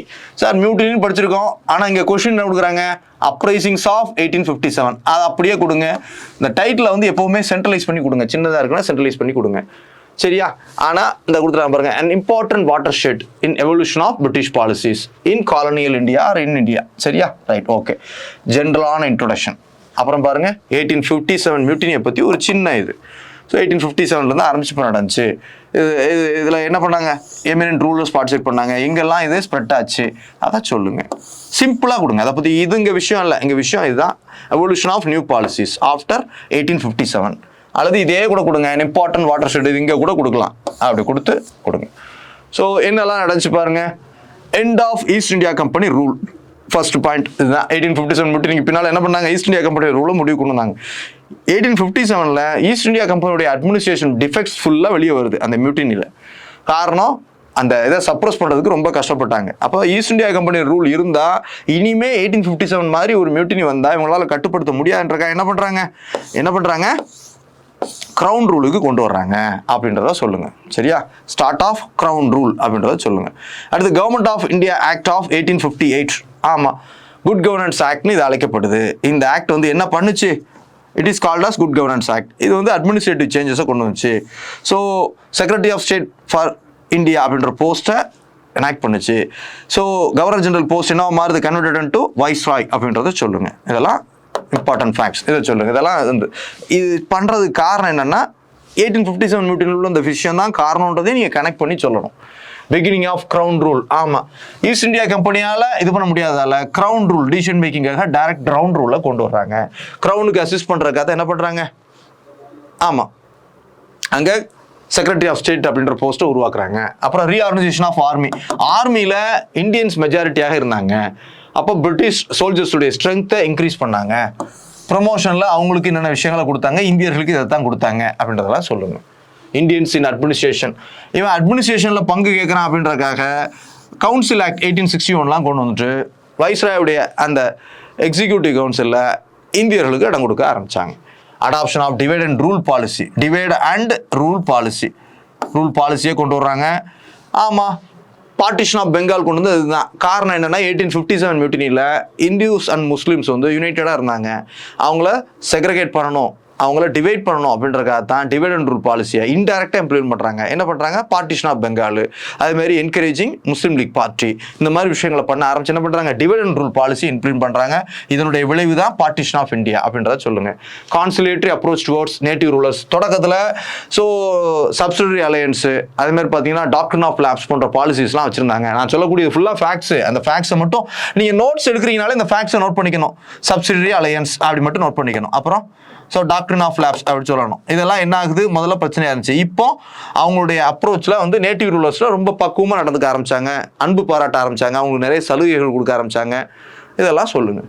அப்புறம் காஷியஸ் இன் இம்ப்ளிமெண்டிங் ரிஃபார்ம்ஸ். காஷியஸ் ரொம்ப எச்சரிக்கையாக, காஷியஸ் இன் இம்ப்ளிமெண்டிங் ரிஃபார்ம்ஸ் பண்ணாங்க. ஏற்கனவே வந்து பார்த்தீங்கன்னா 1829 அபாலிஷன் ஆஃப் சதி ஆக்ட், அதுக்கப்புறம் 1856 விடோரி மேரேஜ் ஆக்ட்லாம் கொண்டு வந்தது ஹிந்துஸுடைய அது வந்து ரிஃபார்ம்ஸ் தான் இன் ரியாலிட்டி. ஆனால் அவங்களுடைய மனத்தை பாதிச்சுது, கல்ச்சர் லைஃப்பை பாதிச்சுது, நம்முடைய ரிலீஜியஸ் ஆஸ்பெக்டில் அவங்க இன்டர்ஃபியர் ஆகிறதா நினச்சாங்க. அதே மாதிரி கன்வர்ஷன், கிறிஸ்டியானிட்டி கன்வர்ஷன் நிறைய பண்ணிட்டு இருந்தாங்க. ஆனால் இந்த 1857 ரிவால்ட் வந்த பின்னால் எல்லாத்தையும் ரெகக்னைஸ் பண்ண ஆரம்பித்தாங்க.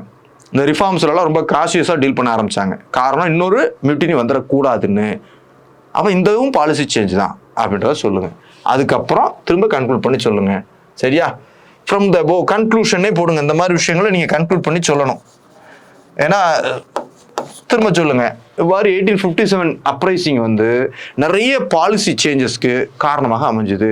அதில் உள்ள ஒவ்வொரு விஷயங்களையும் பின்னால் மீண்டும் ஒரு அப்ரைசிங் வந்துடக்கூடாதுன்றதுக்காக நிறைய பாலிசிஸில் மாற்றங்கள் கொண்டு வர்றதுக்கு அது காரணமாக இருந்துச்சு. So it's the main reason for is a main important watershed in evolution of British policies. எதுதான் 1857 மியூட்டினி தான் அப்படின்றத திரும்பவும் கன்க்ளூட் பண்ணி என்ஷூர் பண்ணி சொல்ல போறீங்க. ஓகேயா? ரைட், இதுதான் இதற்கான ஆன்சர். அடுத்து வாங்க 7th கொஸ்டின். என்ன கொஸ்டின் பாருங்க.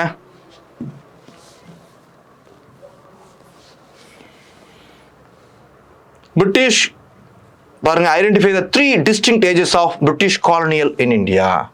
இது பாருங்க எவ்வளோ பெரிய போர்ஷன், எவ்வளோ சிம்பிளிஃபைடாக கேட்டாங்க பாருங்க. இதுதான் உங்களுக்கு திறமையே வேணும். ஆக்சுவலாக வந்து பார்த்துக்கிட்டிங்கன்னா இங்கே மெயின்ஸில் டிஸ்கிரிப்டிவே பொதுவாக 500 வேர்ட்ஸ் உள்ள ஒரு கண்டென்ட்டை 150 வேர்ட்ஸாக 250 வேர்ட்ஸாக சம்மரைசிங் பண்ணி அதில் உள்ள கீ பாயிண்ட்ஸை கொடுக்கணும்.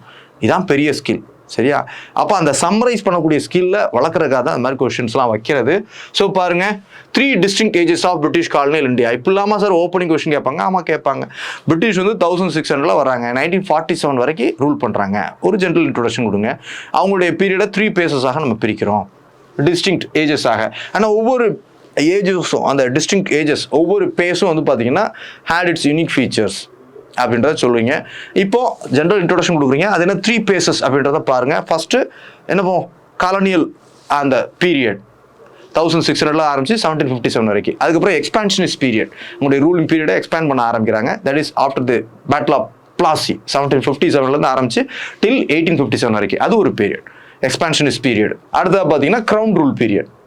அது வந்து என்னது 1857 58 ஆரம்பிச்சு 1947 வரைக்கும். இப்படி தான் 3 பேசஸ். இந்த 3 பேசஸில் உள்ள 3 டிஸ்டிங்க்ட் ஏஜஸில் உள்ள முக்கியமான விஷயங்களை சொல்லணும்.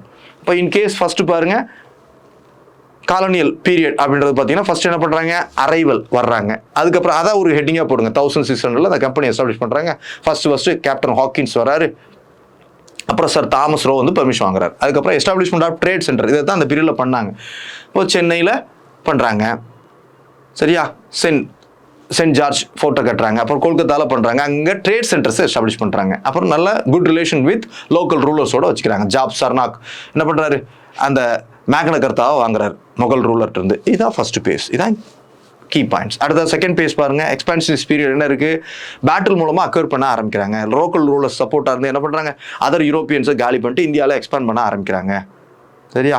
நிறைய பாலிசி சேஞ்சஸையும் கொண்டு வந்தாங்க. முக்கியமாக என்ன பண்ணுறாங்க, ஸோ சப்சிடரி அலையன்ஸ், அதுக்கப்புறம் டாக்ட்ரின் ஆஃப் லேப்ஸ் போன்ற பாலிசிஸ்லாம் கொண்டு வந்தாங்க.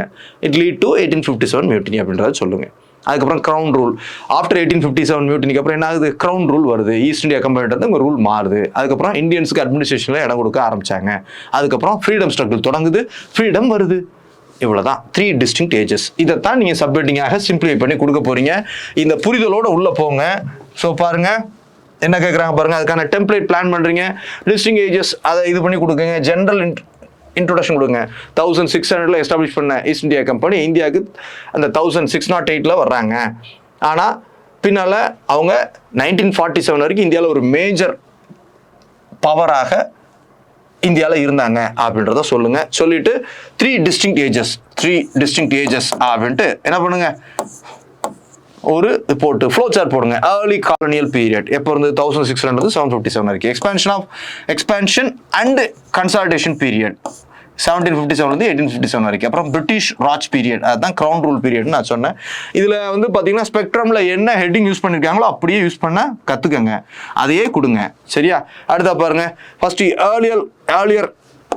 ஏர்லியர் காலனியல் பீரியட் பாருங்க சொல்லுங்க அரைவல் இதை நீங்க எக்ஸ்பிளைன் பண்ணுங்க. ஸோ 1600 எஸ்டாப்ளிஷ் பண்ணாங்க December 31 ஈஸ்ட் இந்தியா கம்பெனி இந்தியாவுக்கு எப்போ வந்தாங்க. Establishment of trade centres. So எப்பெல்லாம் எங்கெல்லாம் ட்ரேட் சென்டர்ஸ் எஸ்டாப்ளிஷ் பண்றாங்க என்ன பண்றாங்க சொல்லுங்க. ரிலேஷன்ஷிப் வித் லோக்கல் ரூலர்ஸ் நல்ல ரிலேஷன்ஷிப் வச்சாங்க. அவங்களே ஒரு டீமை வச்சுக்கிட்டு ட்ரேடில் என்ன பெனிஃபிட் வாங்க முடியும் அப்படின்றத பார்த்தாங்க. அப்போ இது ட்ரேட் பெனிஃபிட்டுக்கான இனிஷியேட்டிவ்ஸ் எடுத்த பீரியட் அப்படின்றத எக்ஸ்பிளைன் பண்ணுங்க. அடுத்ததா எக்ஸ்பான்ஷன் அண்ட் கன்சால்டேஷன் பீரியட். அடுத்த பீரியட் வந்து என்னது எக்ஸ்பான்ஷன் அண்ட் கன்சால்டேஷன் பீரியட். இதில் என்ன பண்ணுறாங்க பேட்டில்ஸ் ஃபார் பவர் என்னென்ன பேட்டில் பண்ணாங்க battle of Plassey battle of Buxar Anglo Maratha wars அப்புறம் ஆங்கிலோ மைசூர் வார்ஸ் மூலமாக பேட்டில் ஸோ பவருக்காக பேட்டில் பண்ணாங்க. அப்புறம் எக்ஸ்பான்ஷனிஸ்ட் பாலிசிஸ் என்னெல்லாம் இருக்கு சப்சிடி அலையன்ஸு அடுத்ததா doctrine of lapse ring of fence போன்ற பாலிசிஸ்லாம் ஃபாலோ பண்ணாங்கன்னு சொல்லுங்க. அதுக்கப்புறம் லீட் டு சிப்பாய் மியூட்டினி. ஆமாம் these policies and social reforms lead to என்ன பண்ணுச்சு சிப்பாய் மியூட்டினிக்கு இட்டு போச்சு அப்படின்றத சொல்லுங்க. அதுக்கப்புறம் பிரிட்டிஷ் ஷார்ட் பீரியட் பாருங்க கிரவுன் ரூல் வந்துச்சு. So shifting of rule from east India company to இது. ஸோ லெட் பை என்னது 1858 கவர்மெண்ட் ஆஃப் இந்தியா ஆக்ட் அப்படின்றத சொல்லுங்க. சேஞ்சஸ் இன் அட்மினிஸ்ட்ரேஷன் கொண்டு வராங்க. ஸோ இந்தியர்களுக்கு அட்மினிஸ்ட்ரேஷனில் இடம் கொடுத்தாங்க அப்படின்றத சொல்லுங்க. Freedom movement started and partition of India அப்படின்றத சொல்லுங்க. 1885 ஃப்ரீடம் மூவ்மெண்ட் ஸ்டார்ட் ஆகுது.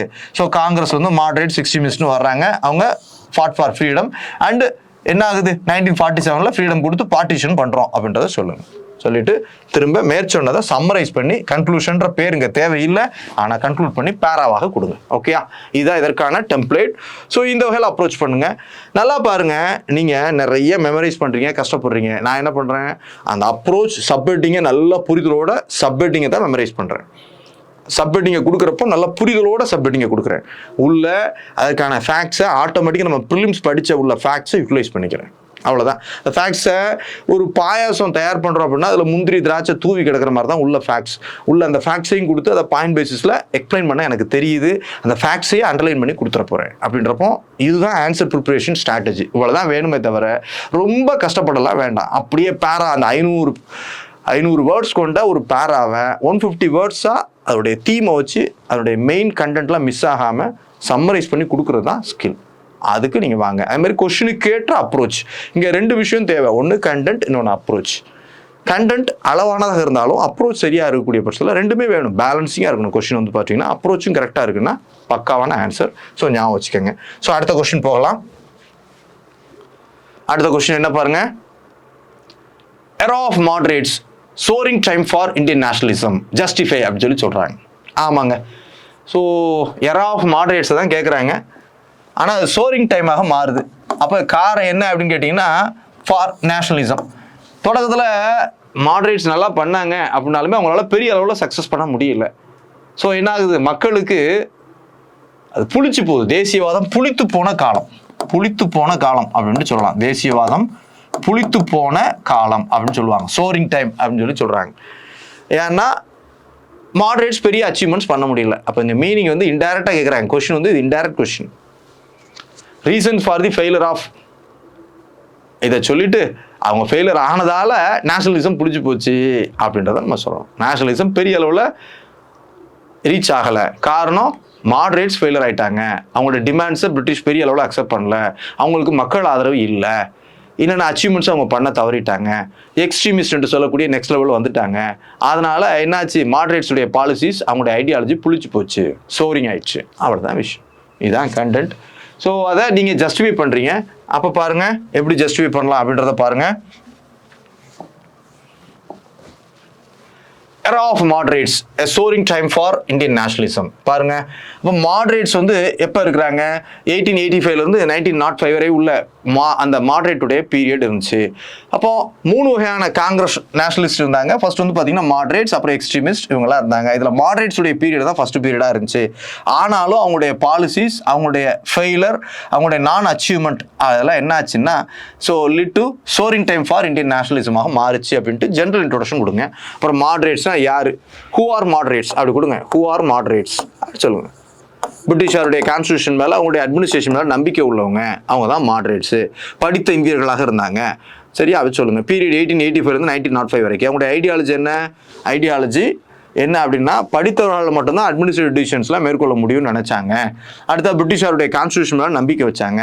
அமைதியாக கோரிக்கைகள் ஸோ தூதுக்குழு அனுப்புறது, பெட்டிஷன் கொடுக்குறது, இதன் மூலமாக தங்களை அச்சீவ் பண்ணிக்கலாம்னு நினைச்சாங்க. லீடர்ஸ் யாரு? கோபாலகிருஷ்ண கோகலே, அப்புறம் தாதாபாய் நவ்ரோஜி, அப்புறம் உமேஷ் சந்திர பானர்ஜி, அப்படி சொல்லுங்க. சுரேந்திரநாத் பானர்ஜி எல்லாம் சொல்லுங்க. ரைட்டா? அடுத்து moderates period, limited success of nationalism. காரணம் பாருங்க, சோரிங் டைம்னு ஏன் சொல்றேன்னா, நேஷனலிசத்தில் அவங்க பீரியட்ல வந்து பார்த்தீங்கன்னா நேஷனலிசம் பெரிய வெற்றி பெறலை, மக்கள்கிட்ட பெரிய அளவில் அவங்க ரீச் ஆகலை. அதனால தான் லிமிடெட் சக்ஸஸ் ஆஃப் நேஷனலிசம். அவங்க 1885 1905 வரைக்கும் இருந்தாலும் பெரிய அளவில் அவங்க சாதனைகளை பண்ணலை. லிமிடெட் டிமாண்ட்ஸ் தான் வச்சாங்க. அதை பிரிட்டிஷார் ஏற்றுக்கலை. 1-2 டிமாண்ட்ஸை மட்டும்தான் அவங்களால பண்ண முடிஞ்சுது. அதனால் என்ன பண்ணுறோம், மாடரேட்ஸ் பீரியடை என்ன சொல்கிறோம், லிமிடெட் சக்ஸஸ் தான் பெற்றாங்க அப்படின்றத நம்ம சொல்கிறோம். சொல்லிட்டு soaring time for Indian nationalism. ஆமாயா, அதனால தான் பார்த்துட்டிங்கன்னா மக்கள்கிட்ட பெரிய அளவில் ரீச் ஆகி அடுத்த கட்ட தலைவர்களான எக்ஸ்ட்ரீமிசம் வந்துச்சு அப்படின்றத சொல்லுங்க. ரீசன்ஸ் என்ன? Limited political achievements. என்ன பண்ணாங்க, 1893 அந்த கவுன்சில் ஆக்டை தவிர பெரிய அச்சீவ்மெண்ட்ஸ் அவங்களால பண்ண முடியல. நிறைய டிமாண்ட்ஸ்லாம் வச்சாங்க. லேண்ட் டேக்ஸை குறைக்கணும், சால்ட் டேக்ஸை அபாலிஷ் பண்ணலாம் வச்சாங்க. ஆனால் பெரிய அளவில் சக்ஸஸ் பண்ண முடியல. Frustration and disillusionment. அவங்களுடைய ஆக்டிவிட்டிஸ் வந்து ஃப்ரஸ்ட்ரேஷனை தான் கொடுத்துச்சு. ஏன்னா இவங்க பிரிட்டிஷ்க்கு ஃபேவராகத்தான் இருந்தாங்க அப்படின்ட்டு எக்ஸ்ட்ரீமிஸ்டுகள் சொல்லக்கூடிய அடுத்த லெவலில் வந்துட்டாங்க. Internal conflict, moderates versus extremist அப்படின்ற ஒரு இஷ்யூஸ் வர ஆரம்பிச்சது. இன்டர்னல் கான்ஃப்ளிக்ட் வர ஆரம்பிச்சது. லீட் டு சூரத் ஸ்பிளிட் அப்படின்றத ஃபேக்ட்ஸாக சொல்லுங்க. Rise of radical nationalism. ஆமாம், அடுத்தது வந்து பார்த்தீங்கன்னா மாடரேட்ஸ் மேலே இன்ட்ரெஸ்ட் இல்லாதவங்க என்ன பண்ணுறாங்க, ரேடிக்கல் நேஷனலிசம் போயிட்டாங்க. யாரெல்லாம் இந்த பீரியடில் நம்ம பார்க்குறோம், வீர் சாவர்கர் பார்க்குறோம். அதே மாதிரி தமிழ்நாட்டில் வாஞ்சிநாதன், பாரத் மாதா சங்கம், தட் இஸ் நீலகண்ட பிரம்மச்சாரி, இவங்களெல்லாம் இருக்கிறாங்க. இவங்கெல்லாம் ரைஸ் ஆஃப் ரேடிக்கல் நேஷனலிசம் அப்படின்றத சொல்லி பார்க்குறோம். அப்புறம் soaring of public sentiment. Public sentiment என்ன ஆகுது அப்படின்னு கேட்டிங்கன்னா, மக்களுக்கு இவங்க மேலே இன்ட்ரெஸ்ட் இல்லாமல் போயிடுச்சு. மாடரேட்ஸ் சரியில்லை, இவங்களுடைய ஆக்டிவிட்டி சரியில்லை, இது நமக்கு சக்ஸஸை தராது அப்படின்ட்டு ஒரு அவநம்பிக்கையை கொடுக்குது. அவங்க அடுத்த எக்ஸ்ட்ரீமிஸ்டுகளையும் ரேடிக்கல் நேஷனலிஸ்டையும் தேடி போக ஆரம்பிக்கிறாங்க. நேஷனலிசத்துக்கு அவங்க தான் காரணமாக இருப்பாங்க அப்படின்னு நினச்சிட்டு இந்த மாடரேட்டுடைய நேஷனலிசம் பாலிசி மேலே இவங்களுக்கு ஐடியா விட்டு போகுது, வெறுத்து போகுது. அதுதான் இது. இதைத்தான் நீங்கள் ஜஸ்டிஃபை பண்ணி சொல்லணும். மேற்சொன்னதே திரும்பவும் ஜஸ்டிஃபை பண்ணி சொல்ல போகிறீங்க. ஓகேயா? ரைட். அடுத்த கொஸ்டின் பாங்க.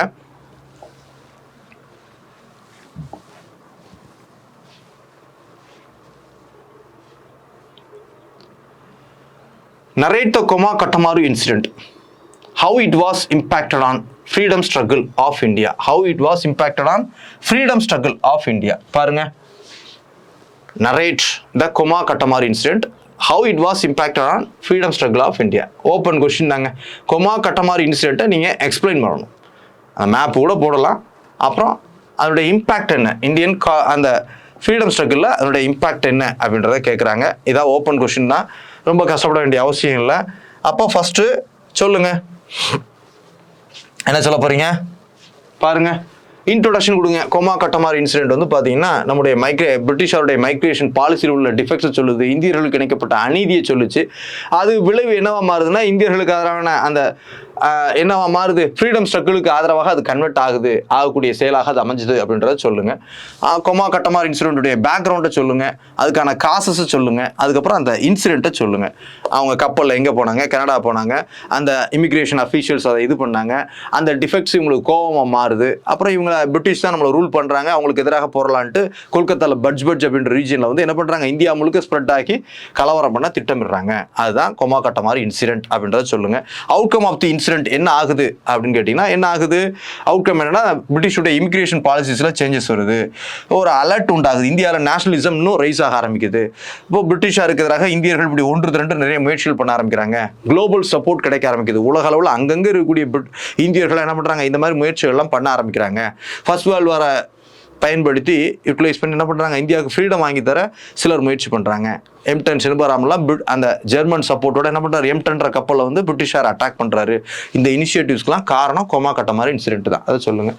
Impact on freedom struggle, increased awareness, மக்கள்கிட்ட அவேர்னஸ் வருது, பொலிட்டிக்கல் ரெப்பர்குஷன்ஸ் வருது, இன்டர்நேஷனல் சாலிடாரிட்டி வருது, சேஞ்சஸ் இன் இமிகிரேஷன் பாலிசிஸ், இதெல்லாம் அவரோட இம்பாக்ட். சரியா? ஆமாம். அவுட்கம் வந்து அவங்க கைது செய்யப்பட்டாங்க, இது பண்ணாங்க, ஒடுக்கப்பட்டது, அதை சொல்லுங்கள். இம்பாக்டாக அதை கொடுங்க. கன்க்ளூஷன் as it is ஓப்பனாக கொடுங்க.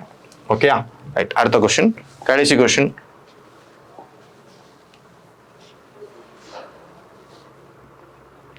லாஸ்ட் கொஸ்டின் வாங்க.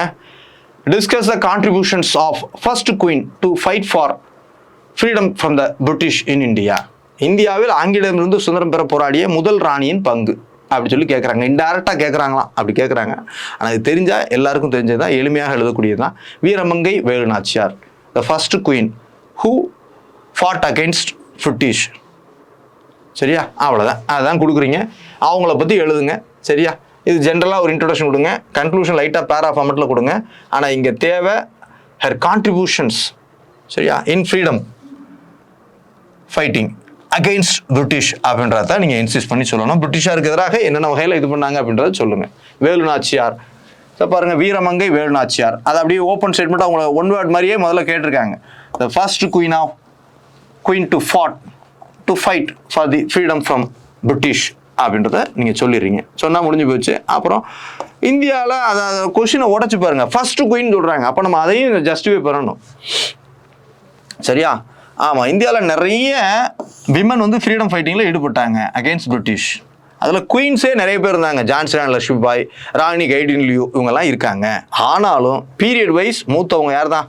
அவங்க தான் first. She was the first women, that is first queen who fought against British அப்படின்றத ஜென்ரல் இன்ட்ரோடக்ஷன் சொல்லுங்க. She was called as Jhansi Rani of south India who set அப்படின்றத சொல்லுங்க. However period wise பார்த்தீங்கன்னா இவங்க தான் காலத்தால் மூத்தவங்க. அப்போ என்ன சொல்லணும்? அவங்க தான் வட இந்தியாவின் வேலுநாச்சியார்னு அவங்க அழைக்கப்பட்டிருக்கணும். சரியா? ஆனால் இவங்கள நம்ம அப்படி சொல்லியிருக்கோம். சரி, ஏர்லி லைஃபாக இன்ட்ரோடக்ஷன் பற்றி சென்னா கொடுக்குறாங்க. செல்லப்ப சேதுபதி ராமநாதபுரம் அந்த இதை சேர்ந்தவர். பின்னால் அவங்க ஏர்லி லைஃப்பில் எல்லாமே கற்றுக்குறாங்க. சிவகங்கைக்கு கல்யாணம் பண்ணி கொடுக்குறாங்க, married to Muthuvaduganathar of Sivaganga அப்படின்றத சொல்லுங்கள். அதுக்கப்புறம் ரெசிஸ்டன்ஸ் அகெயின்ஸ்ட் பிரிட்டிஷாருக்கு எதிராக அவங்க என்ன கான்ட்ரிபியூஷன் கொடுத்தாங்க அப்படின்றத நம்ம பார்க்குறோம். பாருங்கள், ஃபர்ஸ்ட் ட்ராஜடி ஆஃப் 1772, அவங்க husband Muthu Vaduganathar was killed by the British rulers, British and Arcot nawab, அவங்களால கொல்லப்பட்டாங்க. அப்போ அவங்க இழக்கிறாங்க. அப்போ என்ன பண்ணுறாங்க? அலையன்ஸ் வித் மைசூர், திண்டுக்கல் கோபால் நாயக்கர் சப்போர்ட்டோட ஹைதர் அலியுடைய சப்போர்ட்டை கேட்குறாங்க. அவர் வந்து என்ன பண்ணுறாரு? அவர் ஒரு பெரிய படை அனுப்பி வைக்கிறாரு. அந்த சப்போர்ட்டோட மீண்டும் சிவகங்கையை ரெக்கவர் பண்ணுறதுக்கு ட்ரை பண்ணுறாங்க.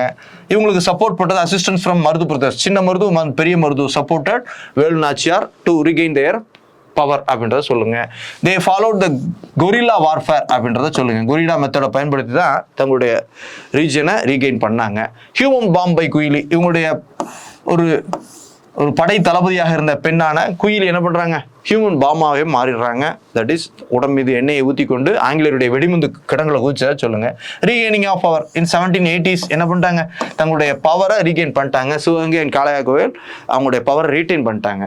இன்ஸ்பிரேஷன் தஸ், அவங்க வந்து ஃபர்ஸ்ட் பார்த்தீங்கன்னா ஒரு விமன் ரூலராக பிரிட்டிஷருக்கு எதிராக ஃபாட் பண்ணதில் அவங்க ஒரு பெரிய இன்ஸ்பிரேஷனாக அமைஞ்சாங்க அப்படின்றத சொல்லுங்க. அதுக்கப்புறம் திரும்பவும் சொல்லுங்க, இவ்வாறு இந்திய விடுதலைக்காக நிறைய பெண் அரசியார்கள் பாடுபட்டாங்க, ஆங்கிலேயருக்கு எதிராக ஃபைட் பண்ணாங்க. ஆனாலும் காலத்தால் மூத்தவங்க. இன்னொன்று பார்த்தீங்கன்னா பிற அரசியார்கள்லாம் முயற்சிகளில் தோல்வி அடைஞ்சாலும் வீரமங்கை வேலுநாச்சியார் என்ன பண்ணுறாங்க? ஆங்கிலேயருக்கு எதிராக ரீகெயின் பண்ண பெருமை அவங்களுக்கு தான் இருக்குது.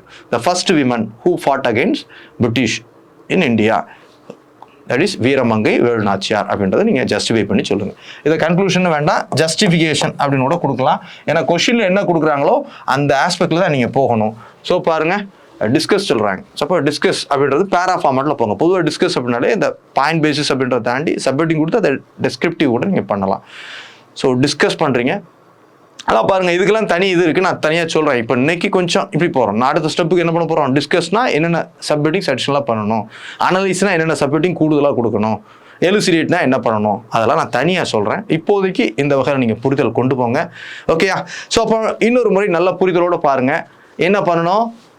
10 மார்க் கொஸ்டினை எப்படி அப்ரோச் பண்ணணும், எப்படி டெம்ப்ளேட் ஃபார்ம் பண்ணணும் அப்படின்ற உதாரணத்துக்கு கொடுக்குறேன். ஆன்சர் ப்ரிப்பேர் பண்ணுறப்பவே இந்த ஸ்ட்ராட்டஜி நீங்கள் ஃபாலோ பண்ணுங்கள். ஃபஸ்ட்டு அதுக்கான ஸ்கெலிட்டனை இது பண்ணிடுங்க. மண்டை ஓட்ட வைக்கிறோம், ஸ்கெலிட்டன் வைக்கிறோம், அதுக்கப்புறம் கால் வைக்கிறோம். அதுக்கப்புறம் தான் ஒவ்வொரு இதுலையும் நம்ம ஒரு படம் வரைகிறப்ப என்ன பண்ணுவோம் அப்படின்னு கேட்டிங்கன்னா அதுக்கான அவுட்லைன் வரையும் இல்லையா? அதான் நான் ஸ்கெலிட்டன்ற இதில் சொல்கிறேன். அவுட்லைன் வரையும், வரைஞ்சிட்டு தான் இன்னரில் ஃபோக்கஸ் பண்ணுவோம். அதே மாதிரி தான் இங்கே மைண்டுக்குள்ளே நீங்கள் என்ன பண்ணுறீங்க? ஒரு டெம்ப்ளேட் ஃப்ரேம் பண்ணுறீங்க. கொஷினை ஃபஸ்ட்டு பாருங்கள், அதை பைலிங்குவலாக ரீட் பண்ணுங்கள், அதனுடைய மீனிங்கை புரிஞ்சிக்க ட்ரை பண்ணுங்கள். ஃபஸ்ட்டு அது டேரெக்டாக இன்டெரக்டானு ட்ரை பண்ணுங்கள். இன்டெரக்ட்னா அதுக்கான அதுலேருந்து டேரெக்டாக கொண்டு வர ட்ரை பண்ணுங்கள். கான்செப்சுவலாக ஃபேக்சுவலான்றதை பாருங்கள். கான்செப்ட் அப்படின்னா அதை பேராவைஸ் போங்க. ஃபேக்சுவல்னா பாயிண்ட் பேசிஸில் போங்க. ரெண்டும் கலந்ததுன்னா பேரா ப்ளஸ் பாயிண்ட் பேசிஸ் அப்படின்ட்டு டிசைட் பண்ணுங்க.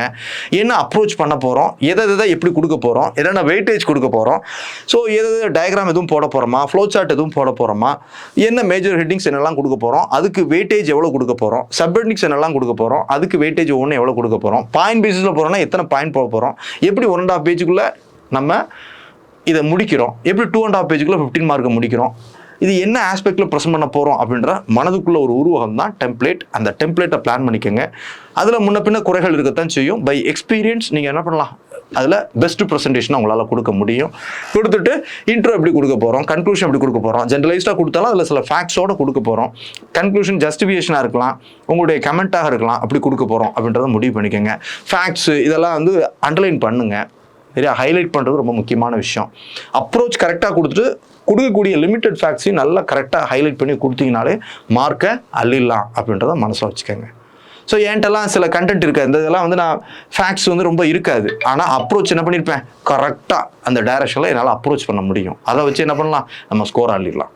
நல்லா பார்த்துக்கோங்க, பர்ஃபெக்ஷன் அப்படின்றது எதுவுமே கிடையாது, பெஸ்ட் ப்ரெசன்டேஷன் எதுவும் கிடையாது.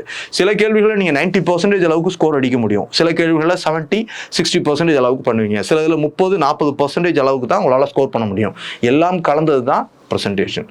எந்த அளவுக்கு நம்மளால் மார்க்கை தூக்க முடியுமோ தூக்கிடணும். சரியா, நல்லா பெஸ்ட்டாக கொடுக்குறத கொடுக்கணும். தெரியாத சமாளிச்சியும் நீங்கள் என்ன பண்ணணும், ஆன்சர் வழங்க ஸ்பாட் டெஸ்ட்டுகளில் ட்ரை பண்ணணும். ஸோ தொடர்ச்சியாக முயற்சி பண்ணுறப்போ அந்த குவாலிட்டி இம்ப்ரூவ் ஆகிட்டே இருக்கும். ஸோ ஓகேயா, ஓரளவு ஒரு அடிப்படை புரிதல் கிடச்சிருக்குன்னு நினைக்கிறேன். ஸோ அடுத்து உங்களுக்கு என்ன பண்ணுறேன் அப்படின்னு கேட்டிங்கன்னா, ஒரு இதை எப்படி ஆன்சர் வீட்டில் உட்காந்து நீங்கள் ப்ரிப்பேர் பண்ணுறீங்க பார்த்தீங்களா, நம்ம 90 கொஸ்டின் 100 கொஸ்டின் கொடுக்குறோம், அதுக்கு எப்படி ஆன்சர் எடுக்கணும் அப்படின்றதுக்கு ஒரு வீடியோ நான் கொடுக்குறேன். அதன் அடிப்படையில் உங்களுக்கு ஒரு புரிதல் கிடைக்கும்னு நினைக்கிறேன். நெக்ஸ்ட் வீடியோவில் உங்களை சந்திக்கிறேன். தேங்க்யூ.